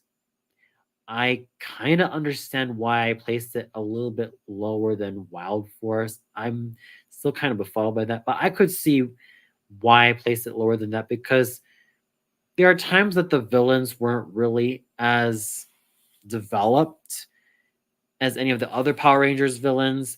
But given the fact that Lightspeed Rescue not only had, you know, the Rangers having actual careers, but also fighting against demons, that's pretty amazing and thrilling. Although the concept of saving the world isn't something completely new or groundbreaking. And I'm sure that the less said about the crossover between Lightspeed Rescue and Lost Galaxy, the better, because I don't think a lot of people wanted to be on there because, well, I think it might have had something to do with, yeah, Amy Miller, the original Turkina, demanding for better pay. And then she ended up being replaced by another actress. And then, for some inexplicable reason, Kendricks ended up returning as the Galaxy Pink Ranger. I mean, me personally, I would not have minded if both, Carone and Kendricks ended up returning. Maybe Kendricks would have also had a newer suit to be like a secondary Pink Ranger, or like a mightier version of the Galaxy Pink Ranger, and Carone being like the normal Pink Ranger. But that's completely beside the point. I could see why that there are people who are not fans of that particular crossover. And then after Lightspeed Rescue, there was Time Force, which I still argue was the best season of all time, because it was not afraid to tell mature stories and really delve into some complex character relationships. And heck, I'm also going to defend Lucas Kendall until the day I die, because he to me is a very underrated Blue Ranger who barely receives his props. Some people will say he doesn't do much in Power Rangers Time Force. Well, I've managed to learn to read between the lines with Lucas Kendall's character, and this is coming from a guy who's managed to watch Power Rangers Time Force 4 times, as in all 40 episodes 4 times. And with every time I watch Power Rangers Time Force, I've managed to find something to love a lot more about Lucas. He was able to grow as a character. He was able to become a lot more open with his comrades slash friends. And he also decided to stand up against Alex when Alex returned and ended up reclinching leadership from Wes as the Red Ranger. Although, let's face it, Jen was pretty much the leader through and through, especially when she was the first and only Pink Ranger to lead her team. But Wes was essentially a field commander who ended up growing into his role as the Red Ranger. And there was a very nice video made by this YouTuber who said that Wes from Power Rangers Time Force is actually a a great leader because he actually listens to everybody. He's very diplomatic and he sees the best in everybody. And I could see why a lot of people would say that Wes was the best Ranger of all time or the best Red Ranger of all time. And I still also love Wes Collins as my number one favorite Red Ranger. And I even would go out of my way and say that I also love Eric as another favorite Red Ranger of mine. Alex, well, he's an honorary Red Ranger, so he played his role well, but more than anything, Wes and Eric and Wes, I love them as Red Rangers. Heck, I would even go out my way and say that Eric and Wes plus Leo and Andros were my absolute favorite Red Rangers. So yeah, Power Rangers Time Force, especially when it came to how I felt about Lucas, I think he deserves more love. I still like him as a Blue Ranger. He served his role as a Lancer exceedingly well, and he does have his moments of growth where he was able to open up to people a lot more, especially to this young girl named Holly. And of course, his friendship with Dash, his whole past as a race car driver, and the fact that he was able to be a little bit more open and be unafraid to speak his mind, especially when doing the right thing. And these are definitely exponents, let alone aspects that I've learned to respect about Lucas Kendall as a really darn good Blue Ranger next to Rocky DeSantos, who I think is a much, much better Blue Ranger than Red Ranger.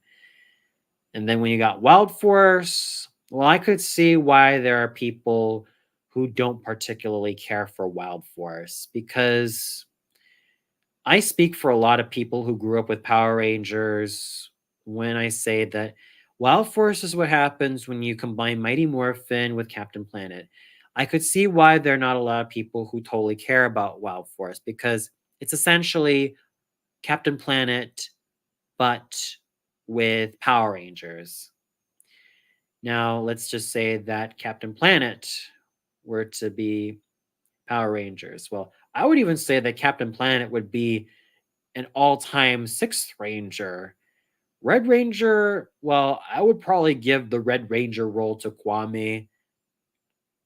Black Ranger, I'll give it to Wheeler because Wheeler, he's more of a lancer. I think I could see Kwame as more of the leader type because obviously Kwame he dons red first and foremost, and he's very level-headed, and he does make for a great leader. So he gets the Red Ranger role. Um, Wheeler, I would put him more of the Black Ranger. Mati, I think he's a much better fit for a Yellow Ranger. Well, I given his clothing and given his element of heart.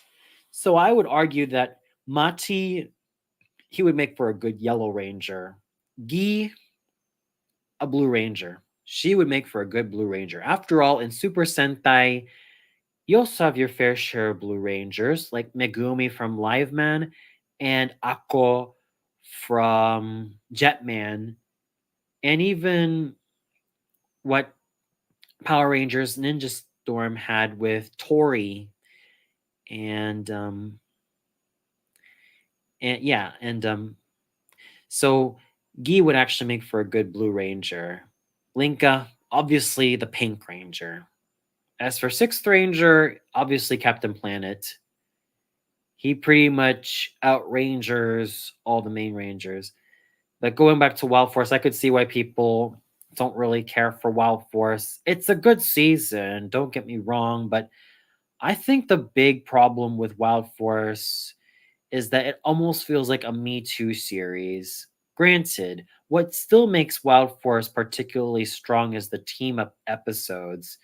After after all, not only did it have one team up episode with Time Force, but it also had another one with the previous Red Rangers. And Forever Red, I'll still say that even though it could have been a two-parter, and even though it could have had a more consistent storyline, it's still an episode, a team up episode I still love to this day.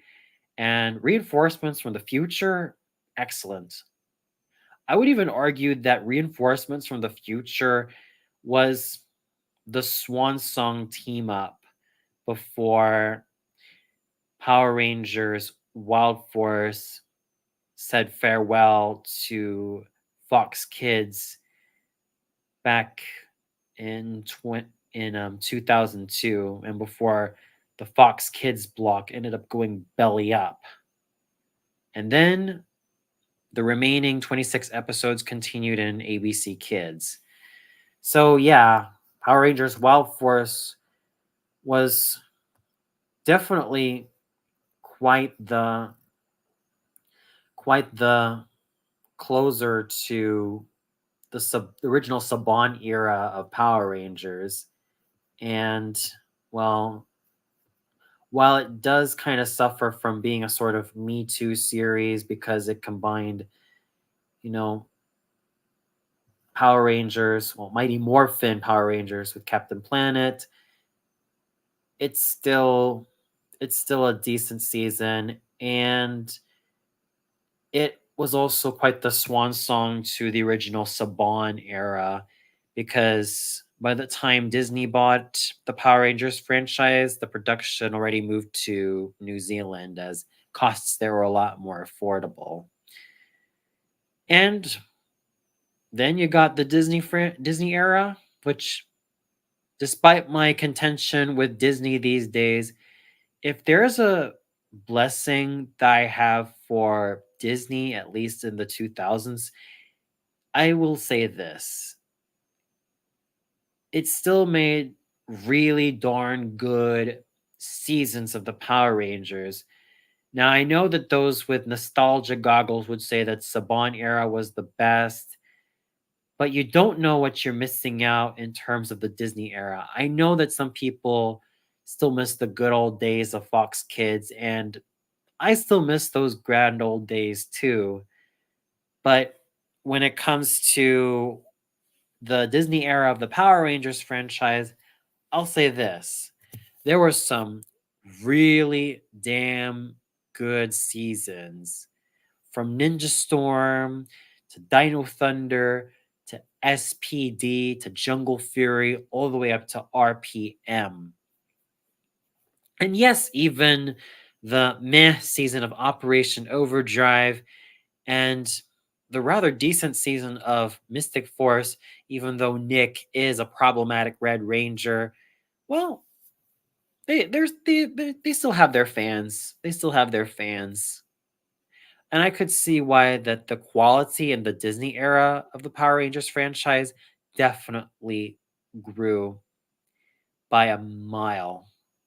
However, when it came to the Mighty Morphin Power Rangers Reverb version, I think this was when the problems began because by the time Saban bought it back from Disney, let's just say that there were certain elements from Mighty Morphin that ended up being rehashed. From the theme song to some of the character dynamics, even to having Bulk return with Skull's son, Spike, and Skull returning for like one episode. It's just completely lazy to just bring back Bulk after all the character development that he endured from Mighty Morphin to In Space and even to some extent Lost Galaxy. It's a major, major shame. And it just kind of shows you right there that nostalgia doesn't really work in Power Rangers' favor.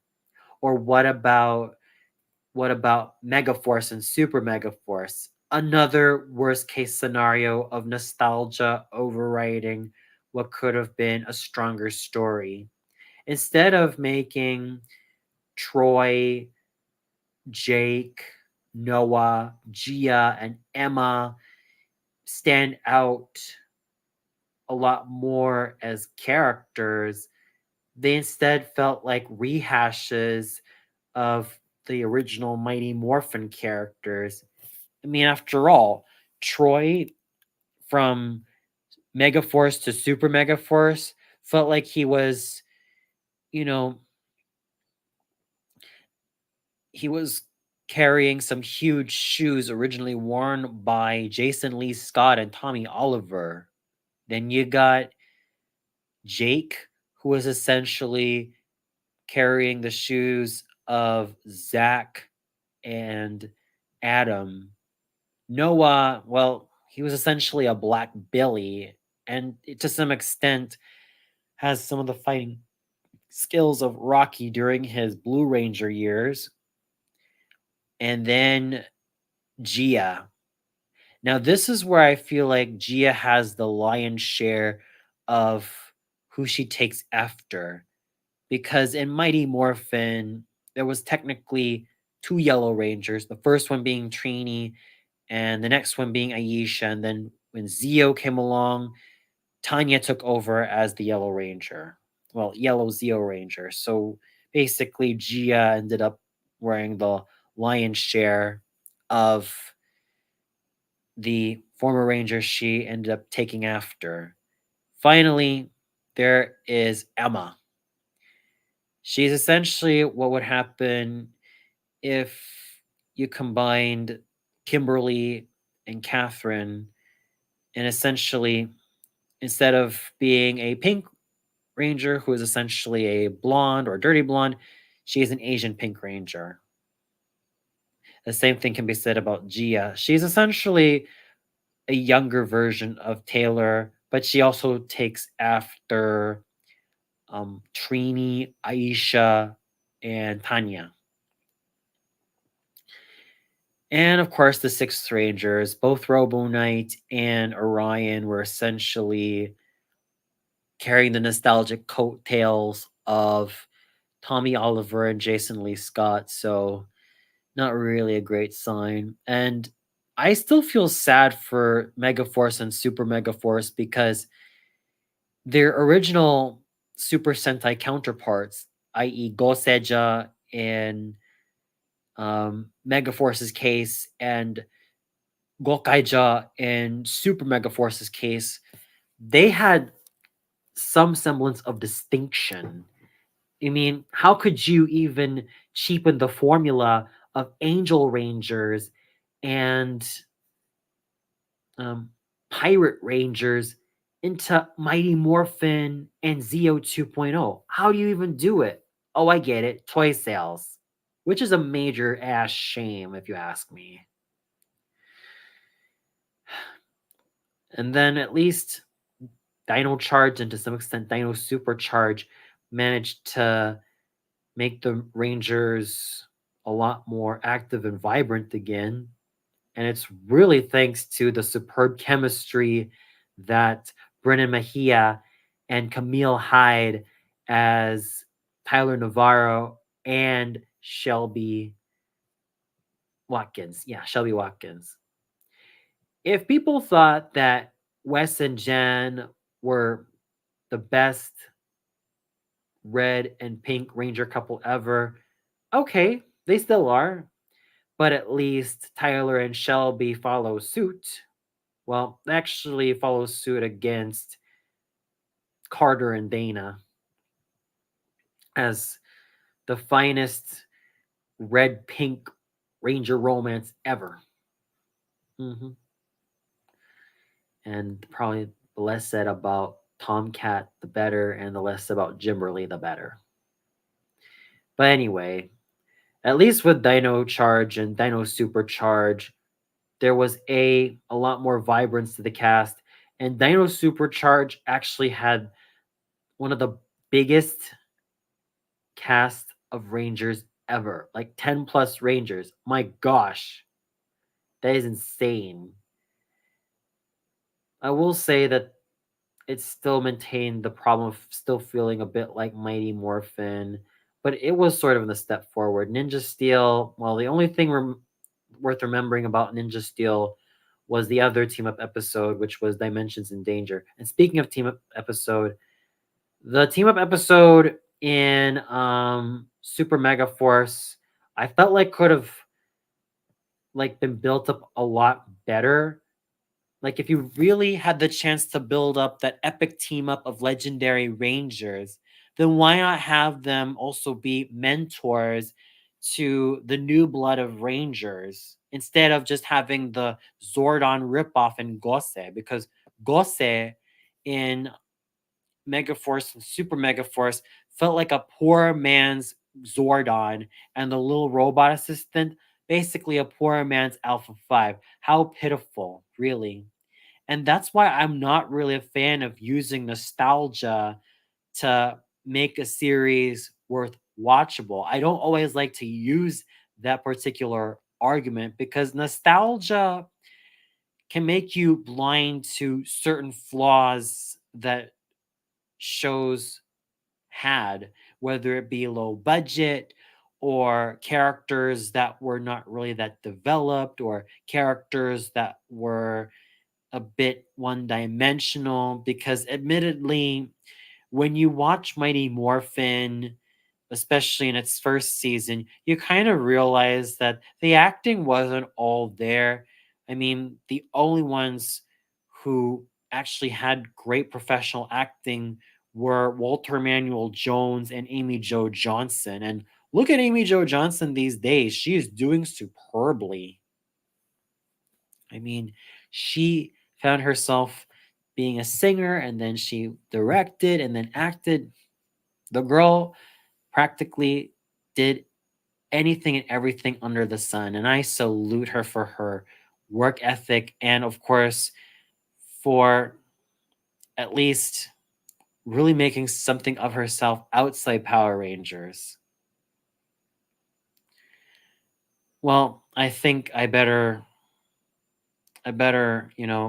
close this off from now. It's been a rather fun stream. I know that not a lot of people showed up.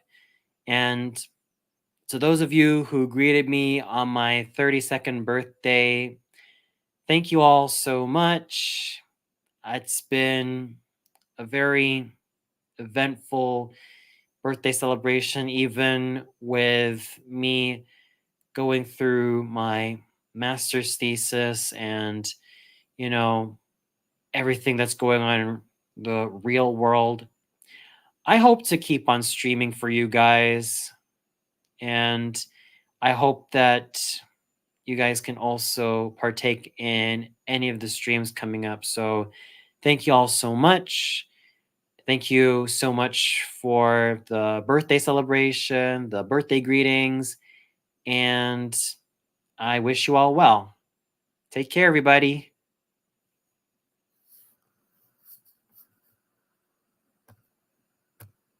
Excuse me.